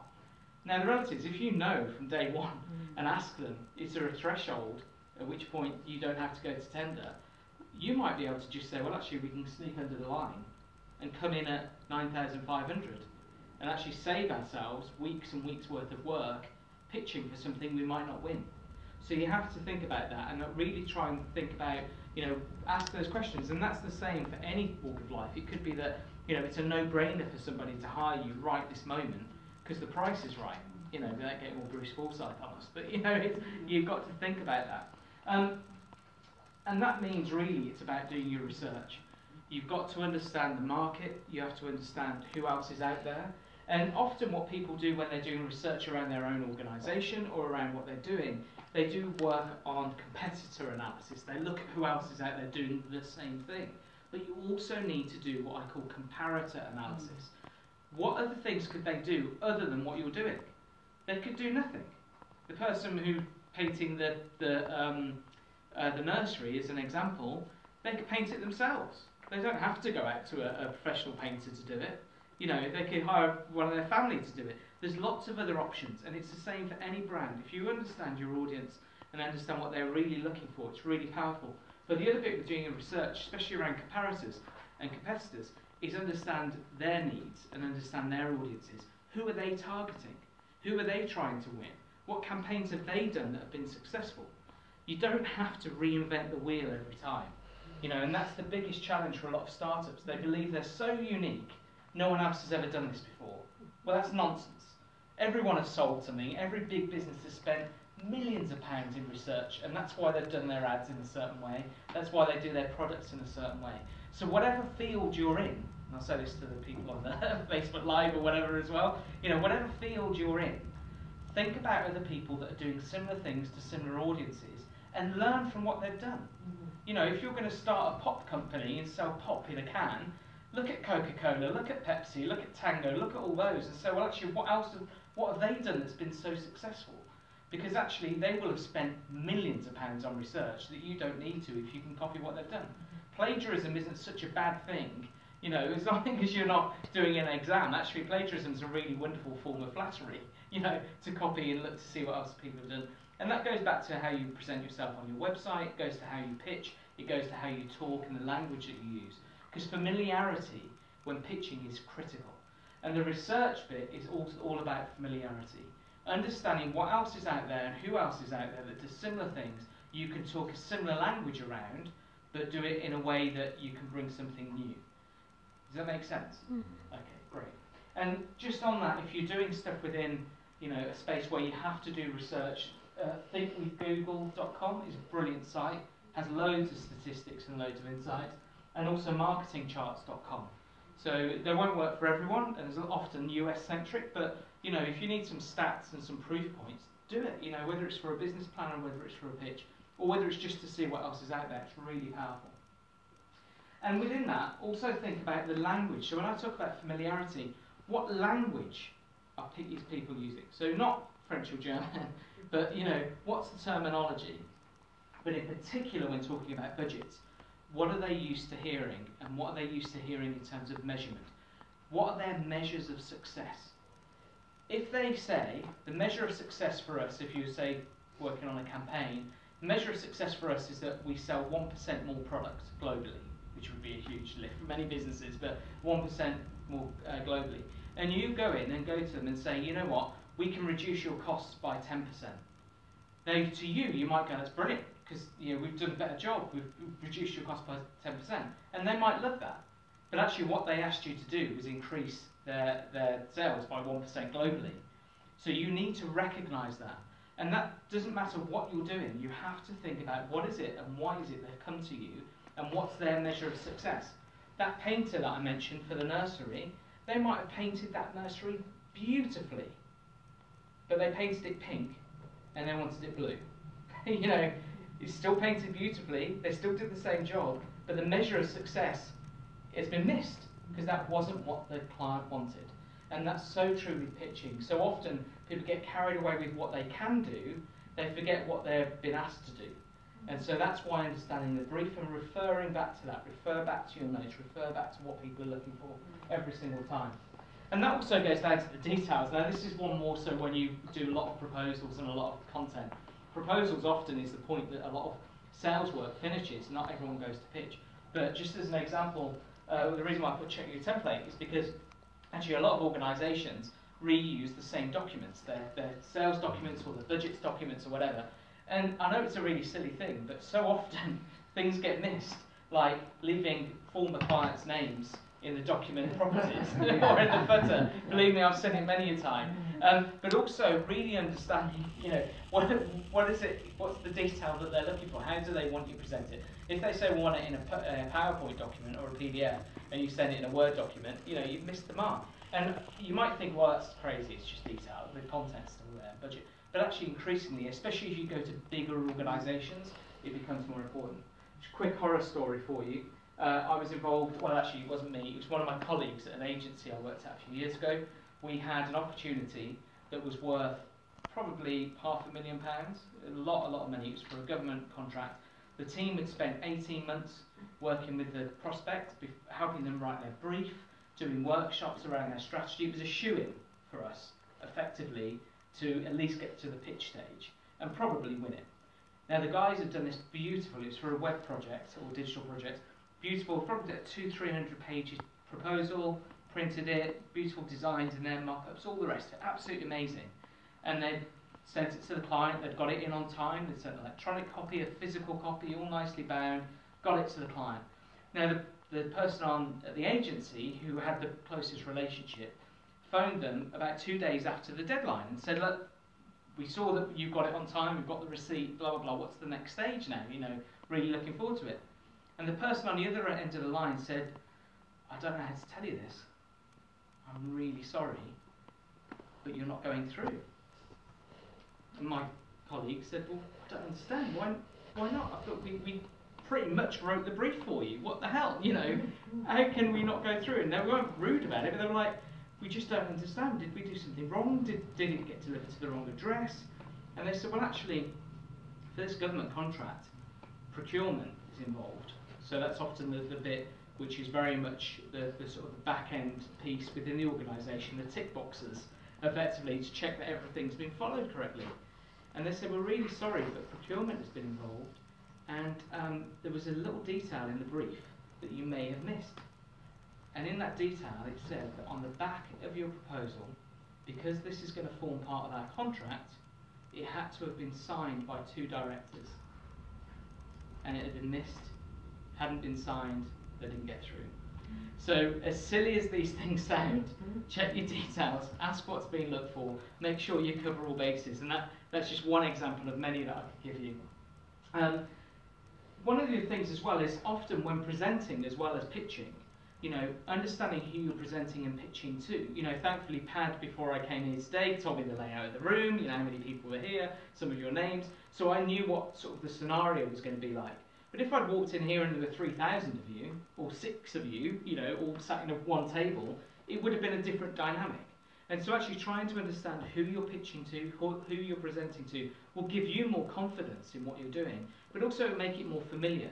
And in particular for a pitch scenario, if you're pitching to a team, you know, one of the tricks I often do with teams when I'm coaching them is that I'll get them to put photos from LinkedIn up on the wall of the people they're going to be pitching to. And it sounds crazy. I mean, it looks a bit like Line of Duty, you know. Which one's H?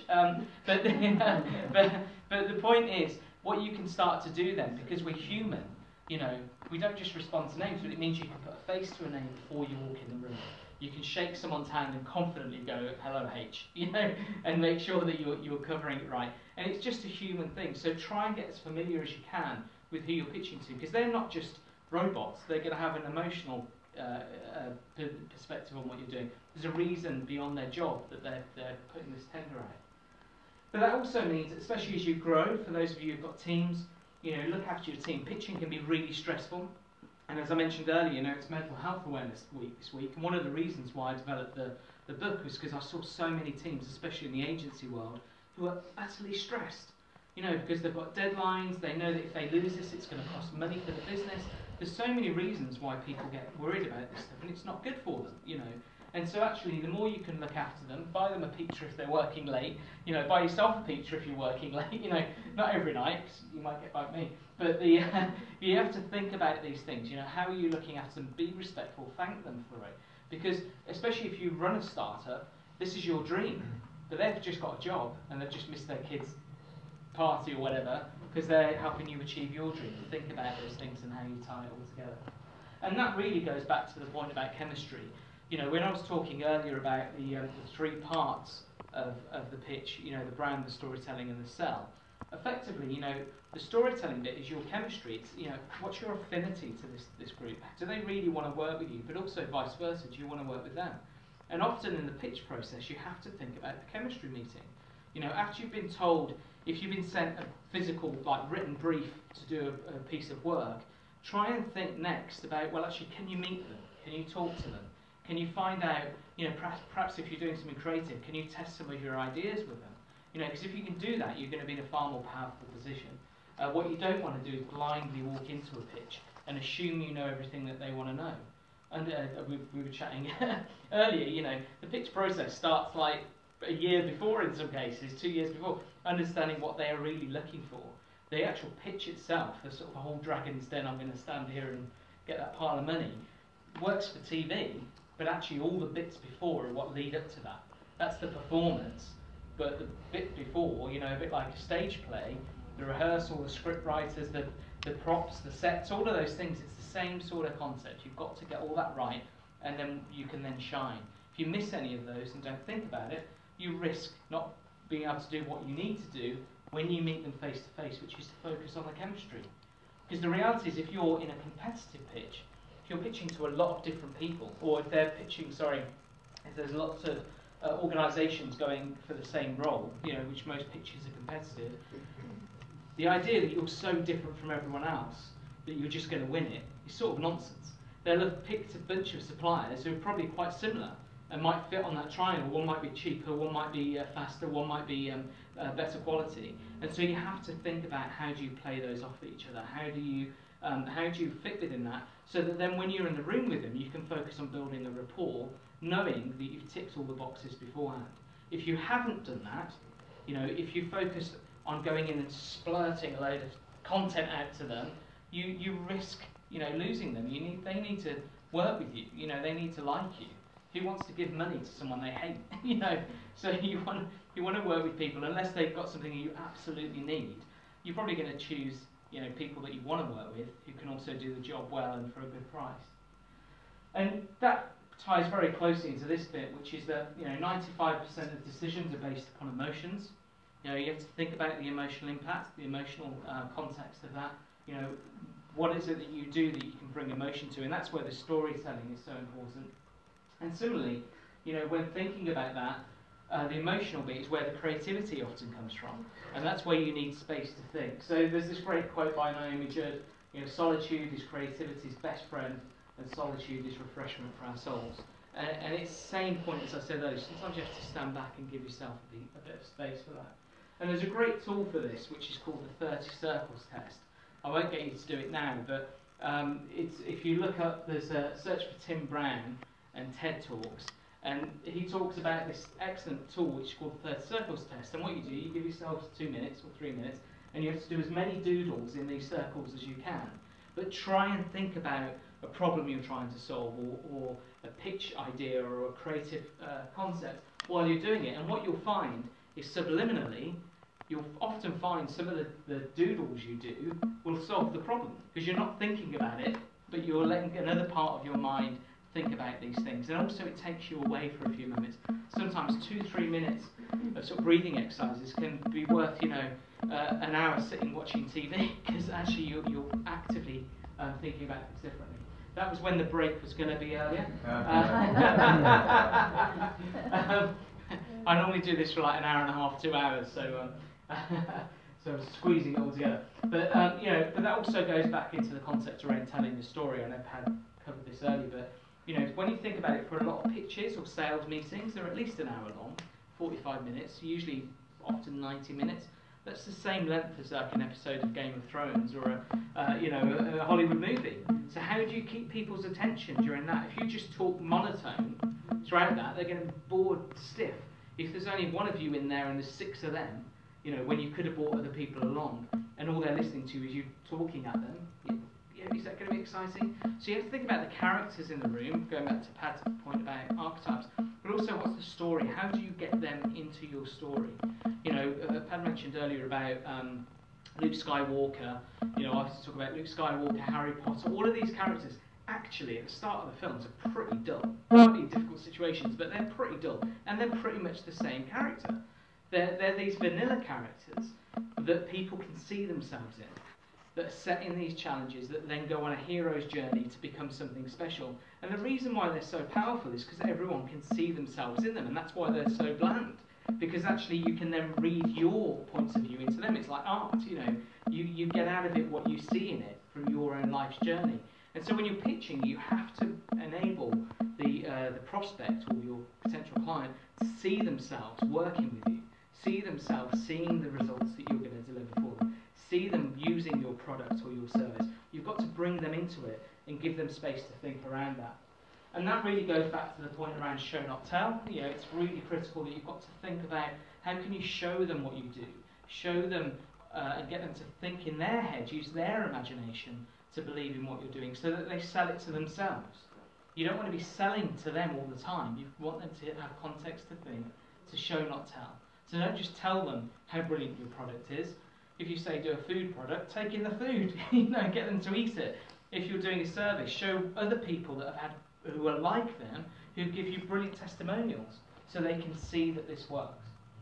And that's to this point here, when, especially when you're doing proposals or written pitches, you know, the skill of writing is to create a context in which other people can think. But that's also with speaking.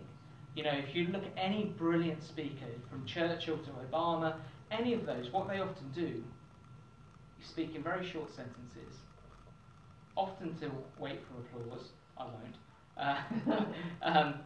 So that people can have a thought of their own. You know, and so, you know, yes, we can. Think about all of those phrases. They're all normally 3-word statements. Now, as a politician, you can do that because you're normally at a rally. So don't talk that slowly. But you do need to give people context to think. So if you've come up with a brilliant idea and you're sharing that, give people time to take it on board. Just because you know it doesn't mean that they instantly get it. You've gone on a journey to get the idea or the product or the offering you're doing. You have to give them space to do the same. You can't just assume because you've told them they'll get it straight away.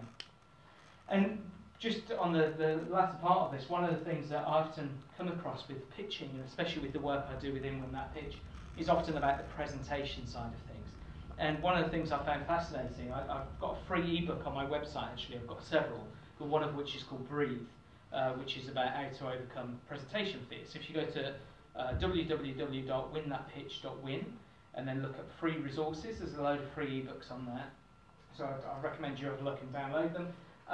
But one of the things when I was writing the ebook and within my How to Win book actually was how fear of public speaking is often the thing that comes to mind when people talk about pitching. And glossophobia, which is the fear of public speaking, is actually a more widely, what's the best phrase to use? It's a more popular, it's not popular phobia, but it's, you know, it's a more, more common phobia than fear of spiders, you know, or fear of the dark. So actually, you know, it's very common, and a lot of people feel embarrassed to say that they're scared of speaking. But believe me, I've met managing directors of big companies who still get dry mouth, the heart goes like this when they walk in a room.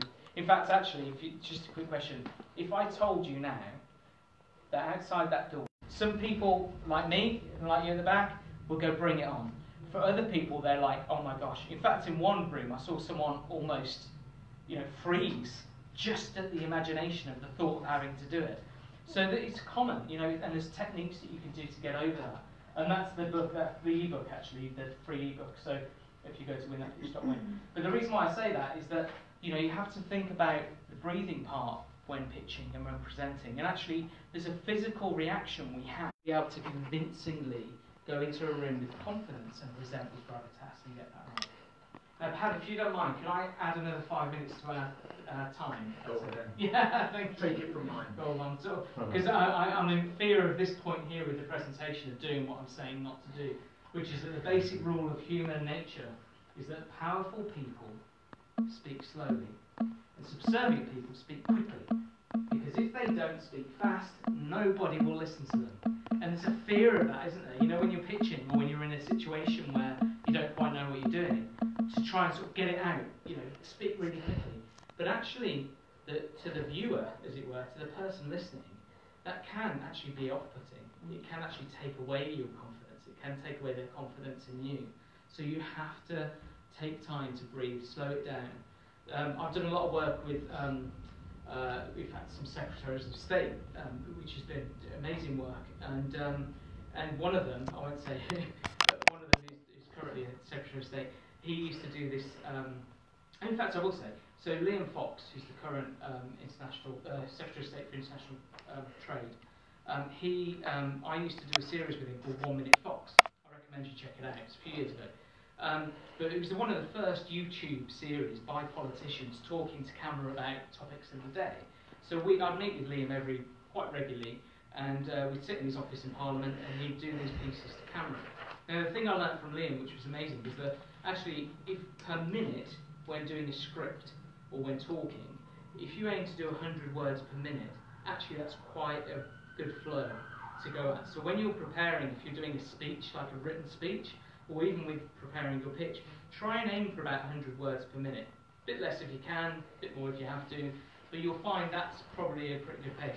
And what you find, if you check out the 1 Minute Fox videos online, you'll find actually that, you know, when you watch those, whether you agree or not with the politics of it, now put that to one side, actually, that used to come across very well, but, you know, what he was brilliant at, so you could just do it like that. You know, for a lot of people it takes preparation.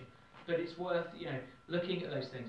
And that also means look at your heroes, you know, look at who is it you really admire, who convinces you when they speak, who is it that you think is amazing, that you've seen present live on stage, or on TV, or at a rally, or whatever, and learn from them. What is it, try and understand what is it about that TED talk you might have loved, that you loved. Was it how they spoke, was it what they said, was it the content? Because the more you see what other people do that you admire, you can start to pick up on those traits and learn from them yourself. Because if you love it in other people, you probably will love doing it yourself. So try and pick up on those traits. And that also goes back to my point about slowing down, you know, try and breathe, try and think about what it is you're actually doing. And one of the tips for that, actually, which doesn't work is that if you are nervous when you speak, and a lot of people are usually in the first few moments of giving a talk or pitching, is have a glass of water nearby. Now I look like I'm probably carrying a vodka if I had, holding it like this. Now have a glass of water, a bottle of water on a table nearby, or on a podium. And you know, if you feel you're getting a bit stressed, just take a sip. Because to you, that will feel like it was like forever. But it will give you a moment to think. And to you, I imagine, that didn't last that long. You know, it's just been taking a sip of water. So practice things like that, because they're really good tools to be able to do that. And of course, body language is critical. You know, if you're sat in a meeting like this, you know, you're not really giving out much of a feeling that you really want to be there. If you're fidgeting with stuff, playing with your hands or with your iPod or whatever, iPod shows my age, you know, your iPhone or whatever, you know, actually it's going to put people off. So learn how to use your body language. I mean, if you're talking, the rule of thumb for gravitas is to sort of get your feet about shoulder width, stand up straight, try and pull this in, you know, shoulders up, look out. Now, for me, I'm not really here to give a speech, but, you know, if you're at a podium and you stand up straight and give that talk, okay, I don't know whether Pat just did the peace sign or told me 2 minutes, but I was thinking of Winston Churchill. Yeah, totally, I was glad it wasn't that way. But you know, think about those things, and that's also important when sitting down. Most pitches will be sat down and often with other people speaking, so learn to be quiet, learn to be still, and learn to watch other people when they're talking. Because the risk is if you don't, then actually you're going to be a distraction from what someone else is saying. You know, because the prospect, and the best way to learn this actually is watch newsreaders when there's 2 newsreaders like on breakfast TV. Watch the person who isn't speaking, and you'll find they're often just very still and just looking at the other person or looking straight ahead. Now you'll never, that person, it takes practice, it probably feels a bit awkward, but actually to the viewer, you don't notice it, they're invisible because the other person's talking. So tips like that are really useful when doing team pitches. Props, are really powerful. You know, take things in that can show examples of what you do. I used a 3D printout once for a client where we needed to show their data. And I thought I'd show it on screen, but actually I got a 3D printout of their data and one of their competitors, and showed their competitors by scale was this big and theirs was this big in terms of conversations. And it just meant that actually they were quite interested in seeing a 3D print, because it was a few years ago and it was quite a new thing, but also it just brought it to life. So you don't want people just looking at the screen, you want them looking around the room or other things. And that also goes back to your budget. Think about how you can present your budget in a better way. So often when it gets to the budget and the time and the investment piece, people will give loads of spreadsheets on the screen, but actually simplify it on the screen and give people the raw data, as it were, or the spreadsheet, so they can look at it close up. Try and simplify it. If it's 1,000 hours of somebody's work to complete the activity, break it down. So the investment here is that 1,000 hours, and that bit there is for project management or whatever. Just simplify it. Using infographics is actually a really good tool as well. And also, which is ironic given the fact I'm just about to overrun, plan your time. Think about how long you've got. Think about, making time for Q&A. The one thing that people often don't do is for pitching, is they forget to plan the question and answer session. Often you're given, say, 15 minutes to pitch or half an hour to pitch and 20 minutes to answer questions. They plan the presentation, but don't plan the Q&A. And that's a trick again. Sorry to use the politics word, watch politicians when they're being interviewed on TV. If they're asked one question, they get moaned at for not answering, but they will always link it to what they do want to talk about. So if you're being asked in a pitch, answer the question, of course, don't be evasive, but then link it and practice linking that to something else you want to add that you weren't able to add into the pitch. I've just got about 2-3 slides I'll read. Being inspired by the best, I mentioned, learn from others that are taken on board, but also plan for the unexpected. Like now, with overrunning slightly, but when thinking of the unexpected, what could go wrong? Trains, taxis, flat tire position. I did work in Miami a few years ago, and I said to the team, we've got to plan, because we were doing social media, plan for if somebody is ill on site. What if someone has a heart attack? And they went, oh, that won't happen. You know what happened? Hurricane Sandy hit, and half the people couldn't attend. No one had planned for a hurricane hitting the location we were going to be in. So you do have to plan for the worst, not necessarily hurricanes, but do think about what could go wrong and what's your backup. If you can't make it, is there somebody else who can? Or what do you do in terms of rearranging?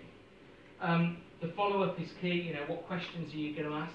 And the bit for me that often gets missed, and probably the most important bit, is whether you win, lose or draw a pitch, learn from it. You've just invested time and money and effort into trying to win that pitch, which is a good plug for my business. But if you haven't, at least use that investment to learn how you can win next time. If a client or prospect has asked you to come along and pitch for something, the least you can do at the start is say to them, look, at the end of the pitch, could we do a quick questionnaire with you and ask you a few questions? So have a consistent set of questions and learn from that. Because it might be something simple that you didn't win on. It might be as simple as, you were 10% over the budget, and you get that feedback 4 or 5 times, you reduce your budget, or you go after different prospects. So, to summarise, prepare as much as you can. When I talk about resume right at the start, think about that process, the ability to prepare for the unexpected, but also understand the human emotion aspect of that. What is it that is really going to make a difference to them, and it's going to resonate with what they're trying to achieve. Check for red flags. Sometimes you don't want to pitch. Actually focus on what you can achieve rather than trying to do everything. Tell a story. Think about what it is that really resonates with you and resonates with them. Bring them into the story. Bring them into your success so that they feel it too, and they'll achieve something from it. Be confident. And that often comes from preparation. I talk about rehearse. When you're pitching and when you're presenting, the more you practice it, even if it feels really weird, and I don't like rehearsing, but actually you find that there's a memory that comes in. In fact, there's a little-known fact that most pilots, airline pilots, before they fly, they'll do this. They'll do the brace position. And the reason being is it's a muscle memory, so that if something did happen, they don't have to think. They'll just instantly go into the brace position. And you need to do that almost, not that movement, but you know, that would be a bit odd. But you know, think about how you can tie that together. So in terms of us, in terms of winning that pitch, just very quickly, you know, everyone who's here, if you get in touch with me, if you do want any of our services, have a look on the website. Gladly give you 10% off, which could be worth thousands of pounds to you depending on the size of the project. But the main thing I wanted to say is please take a photo of this page and go to this link before Sunday, because it'll be ending on Sunday. But Pad mentioned about my book being 100 quid, but actually, because it's going on Amazon in a few weeks' time, it's going to be about 16 quid. So don't buy that from my website yet. But what you will want to do, potentially, is if you go to this link, I've taken off £150 from my online masterclass, which is 8 hours of all this stuff, unpicking it all, video the lot. So it means what normally is about 250 quid, you can get for £97. But it's only there till Sunday. So I do recommend doing it. Of course, I'm biased massively, but everyone who's done it, you know, from people at London and Partners who've done the workshops through to clients who are all over the place, have all said that they've found value. So I promise I'm not trying to do a hard sell, but hopefully if you've got value from tonight, then 8 hours worth with quizzes. And the other bit to note on that is that it's all CPD accredited. So you actually get CPD, continued professional development points, for doing the online course. So hopefully that's a benefit to you all as well if you've got day jobs. And then finally, be who you are and say what you feel, because those who mind don't matter, and those who matter don't mind. Thank you.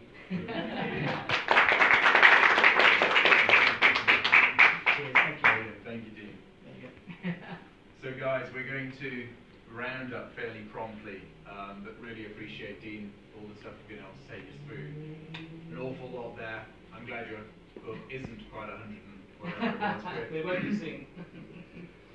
So, but you get the book as part of the course. Just that. Oh, okay. Yeah, so as part of the course, you get the book yeah. anyway. So that's great. And the course, if you sign up for the course, it's kind of there forever. There's Oh no yeah, time totally. limit Yeah, or you can do anything, it it's just whenever you want. access But to yeah, the just course. the offer on copies on Sunday, so Cool. feel free. Excellent, good stuff. Now, couple of tiny little slides. I'm not even sure I'm going to do these. Let's see where we go. Where's my stuff? Where are you? Right. Because I wanted to just round up with a couple of thoughts in terms of the teams that you create are very, very often a success factor in what you're seeking to do. So if you're in a relationship, there's two of you, you've got to be the person who takes the responsibility and brings about the effective communication. If you're waiting for the other person to do that, you're probably going to be both waiting forever. So you need to all learn to step up and move forward with that. If, however, you're trying to do a pitch sort of situation or any scenario where you have other people available, it really is critical that we work together to develop the presentation. These are fabulous principles that we've put together here, but also get to know each other and learn how you both contribute, but also where you both are lacking in the way that you're made. Because every one of us has strengths, that's by very nature, but we've got an area that we can excel. And hopefully you found a scenario where you're getting together with people but you can be looking at how they go about it is different, but it's people different. And this is where you have to learn such a simple and powerful model take this forward. The dynamics that you see in these days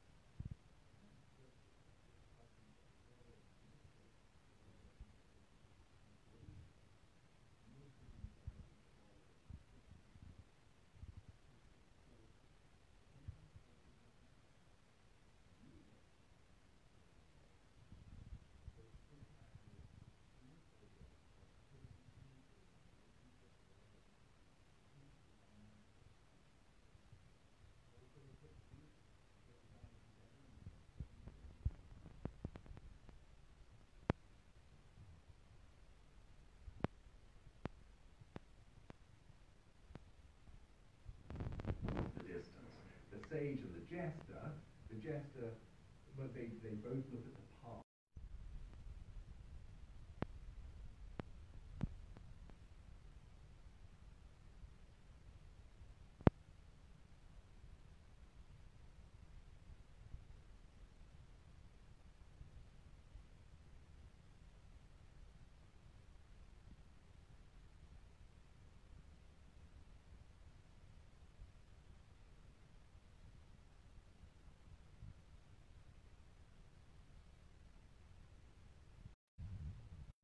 Mentalist or even a psychic. It's not.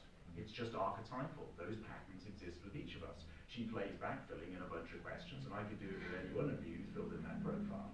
But the great thing is when you start bringing teams together, you can then say, what's the purpose of the team? How many have you got? Right, let me tell you where your problems are at the moment. Let me tell you where your greatest opportunities are. Let me tell you where the gaps are and what you need to bring in. It's so obvious once you start working with this. My point for raising this is to highlight to you that these are rich, rich areas. Dean's given you structure and hard facts to deal with. I'm trying to emphasize the people dynamic here that you can't take out of the equation as well. Understanding yourself, but also gives you an opportunity to understand the audiences you're dealing with and particularly your teams. I know Dean wasn't able to bring in a hard copy of his book tonight. I've got just a couple if you are interested as well, so I'm just going to pinpoint those at the end. It also talks about, just as a final hint in the book, what happens when these archetypes' needs are not being met. They go into an overheated state. The sovereign becomes the tyrant. The warrior becomes the savage or bully. The sage becomes the hermit. Goes off, I'm just too intelligent for you, I can't talk to you, and goes up and hides in a hill somewhere. The mystic becomes the sorcerer, starts becoming manipulative. The lover becomes the desperado. Not just, I want to connect with you, I must connect with you, I want to connect more with you. Have I had those sort of people? The jester becomes the idiot, in the literal sense of the word id. They become totally self-focused. They don't think about anything else, and they become sarcastic and sardonic and all the rest. But equally, there's a frozen shadow state, where if any of you have ever given your best shot at something and you've still failed, what do you do? For a while, you probably implode, and you just give up. You saw that in the film Gladiator, where the strongest warrior of all of the people in the film fails to save his family, he totally implodes. And he does nothing. They're prodding him with a sword, the greatest warrior on the planet, and he's sitting there letting them do it. He's given up. The warrior becomes the victim, but equally, the sovereign becomes the slave, the one who gives the orders to the one who takes every order. The sage becomes the dummy, the mystic becomes the fantasist, the lover loses all sense of emotion, becomes a total stoic. Yeah, the jester just becomes a depressive, nothing to laugh at, nothing to make light, just implodes. And that actually can help you in therapeutic situations as well. If you understand their strongest archetype, you can then reawaken that archetype. So that's exactly what happened in the film Gladiator. But I wouldn't suggest the Gladiator ring as the best therapy environment, okay? But it worked for him. So who am I to complain? So we can go on about that. Oh, if you're interested in understanding teams, we have all these wonderful little charts about where you should be and where you actually are. We can then see the gaps between where you are and where you should be for your particular role. We agree at top level with managers about particular roles and responsibilities, and then we do the whole team thing as well. And I'm running beta programs of this. It's only just been released if you're in a situation where you want to see what the teams are all about. And then if you are interested, there's the book Team Me, which is almost 7 years old now. Talks about the shadow types, talks about the relationships, talks about all sorts of stuff, and has this wonderful mythical story running all the way through it, which is continued in my second book, Team Guy, but I haven't even got a hard copy of that today. If you're interested, there's an audio version of that.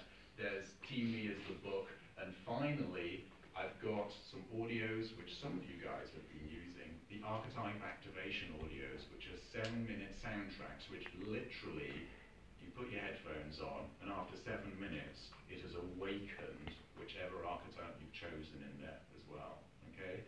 Most of the books and the audios, that's 10 quid each for those, but the The archetype activation audios is 20 quid. If you buy that tonight, it's on a memory stick. I've actually thrown on the audio book as well as a freebie, and a bunch of other freebies on that as well. So if you're interested in that, come and see me at the end. But those archetype activation audios are absolutely unique, but you literally put them on. Tracy, I know you've used the Warrior one, haven't you? Does it work? Does it? I'm so not Warrior. You're so not Warrior. And yet, do the audios actually do something? Yeah. So it connects, because every one of us has every one of these characters inside of us, but just like muscles in the gym, when you first work with a personal trainer, the personal trainer's like, we've got some work to do. But he doesn't sit there and say, you're a no-hoper, you have no muscles. You know, you do have muscles, and if you exercise them, you can strengthen them, and that's what these audios have been built to do. Yeah. So there's nothing quite like them on the market. It's not a meditation, it's an activation. Okay. Like hypnosis, yeah? It's what? Did you understand what I told you? No, I didn't. Hypnosis? No, it's not hypnosis. It's more like when I first met up with my mentor, who was an SAS major. Immediately something inside of me stepped up. You don't mess in the presence of people like that. And that's what the audios are like. You are in the presence of a different character who is operating strongly in that character, and when you hang around with that person long enough, it will rub off on you. So it's very conscious, it's not hypnotic, but you will find that it gets you at a gut level. And there are some people who listen to the Lover track and have just gone, oh my word, I've got to change. Because I'm just not like that, and I see the wonderful value of what the Lover in its full expression should be. Yeah? So I hope that's explained some of that. Yeah? I've used them as well. You've used them? You like them? I really love your book as well. You've done the book, and you've done the courses. There are video courses as well that haven't been talked about. Dom? So you gave me one, I bought one 3 or 4 years ago. Have you updated it, upgraded it, or was it always still perfect? The same stuff. Still perfect. Same stuff. Yeah. Still with the Los Angeles Philharmonic Orchestra backing it up as well, right. Which was a nice thing to have. So we are hitting time, but do follow up with Dean and his amazing offer. I'm not giving you 100 quid off anything, so chase up on his stuff. But if you're interested in that, come and find us. Thank you so much. You've been a great audience here, and for the rest of you around the world, wonderful to have you with us as well there. Elsa, back over to you. Thank you so much. I really want to say thanks to both Pad and Dean for a wealth of information that you shared this evening. And I just hope that all of you manage to get not just sound balance, but how can I say, a nice map now that will just transfer or transform the way that you currently do business. So I'm really grateful. I mean, I'm a host, and I'm so grateful for you both giving up your time and actually sharing so openly. So thanks very much. Thanks to you also for coming in this evening to support us, and also to network and get to know one another.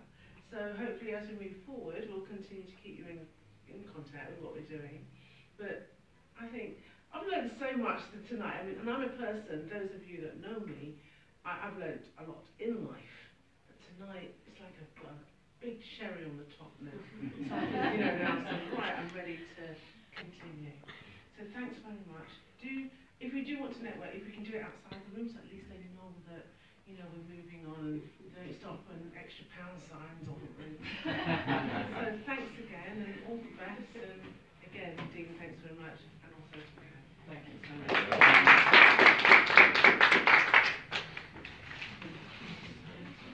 Thank you so much for everyone who's joined in. I love you all, and I hope you've learned quite a lot. And as for me and my house, it is the African Wonder Woman, and of course, also if you've learned something, please do comment. Let us know your thoughts about what you had, and follow me at JNM1000 as well. And if you'd like to contact me as well and find your purpose in life, please do contact me. Do not hesitate. As usual, it's your one and only African Wonder Woman, Juliet Mahapila, and of course at JNM1000, and of course #PowerPitch as well. And of course, it's lovely. Thank you so much to Pad and he invited me to this event. So love you all for watching. Until then, it's a goodbye from me. Let me grab some of those moments, and it's lovely to see you all. Many, many thanks. Just quick one, Usuchi. And just quickly thanking everyone. Philip Nyamai, Tom Tukumbo, Stone Kahi, Alison Former, and everybody else. I love you all. Thank you so much. From wherever you're joining, I hope you've learned something. Let me know what you've really taken on from this clip and help me share it as well.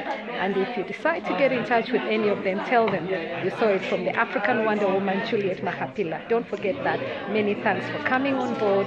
Love you all at JNM1000. And of course, subscribe to my YouTube channel, Juliet Mahapila. Speak soon. Bye-bye for now. See you later. Bye-bye.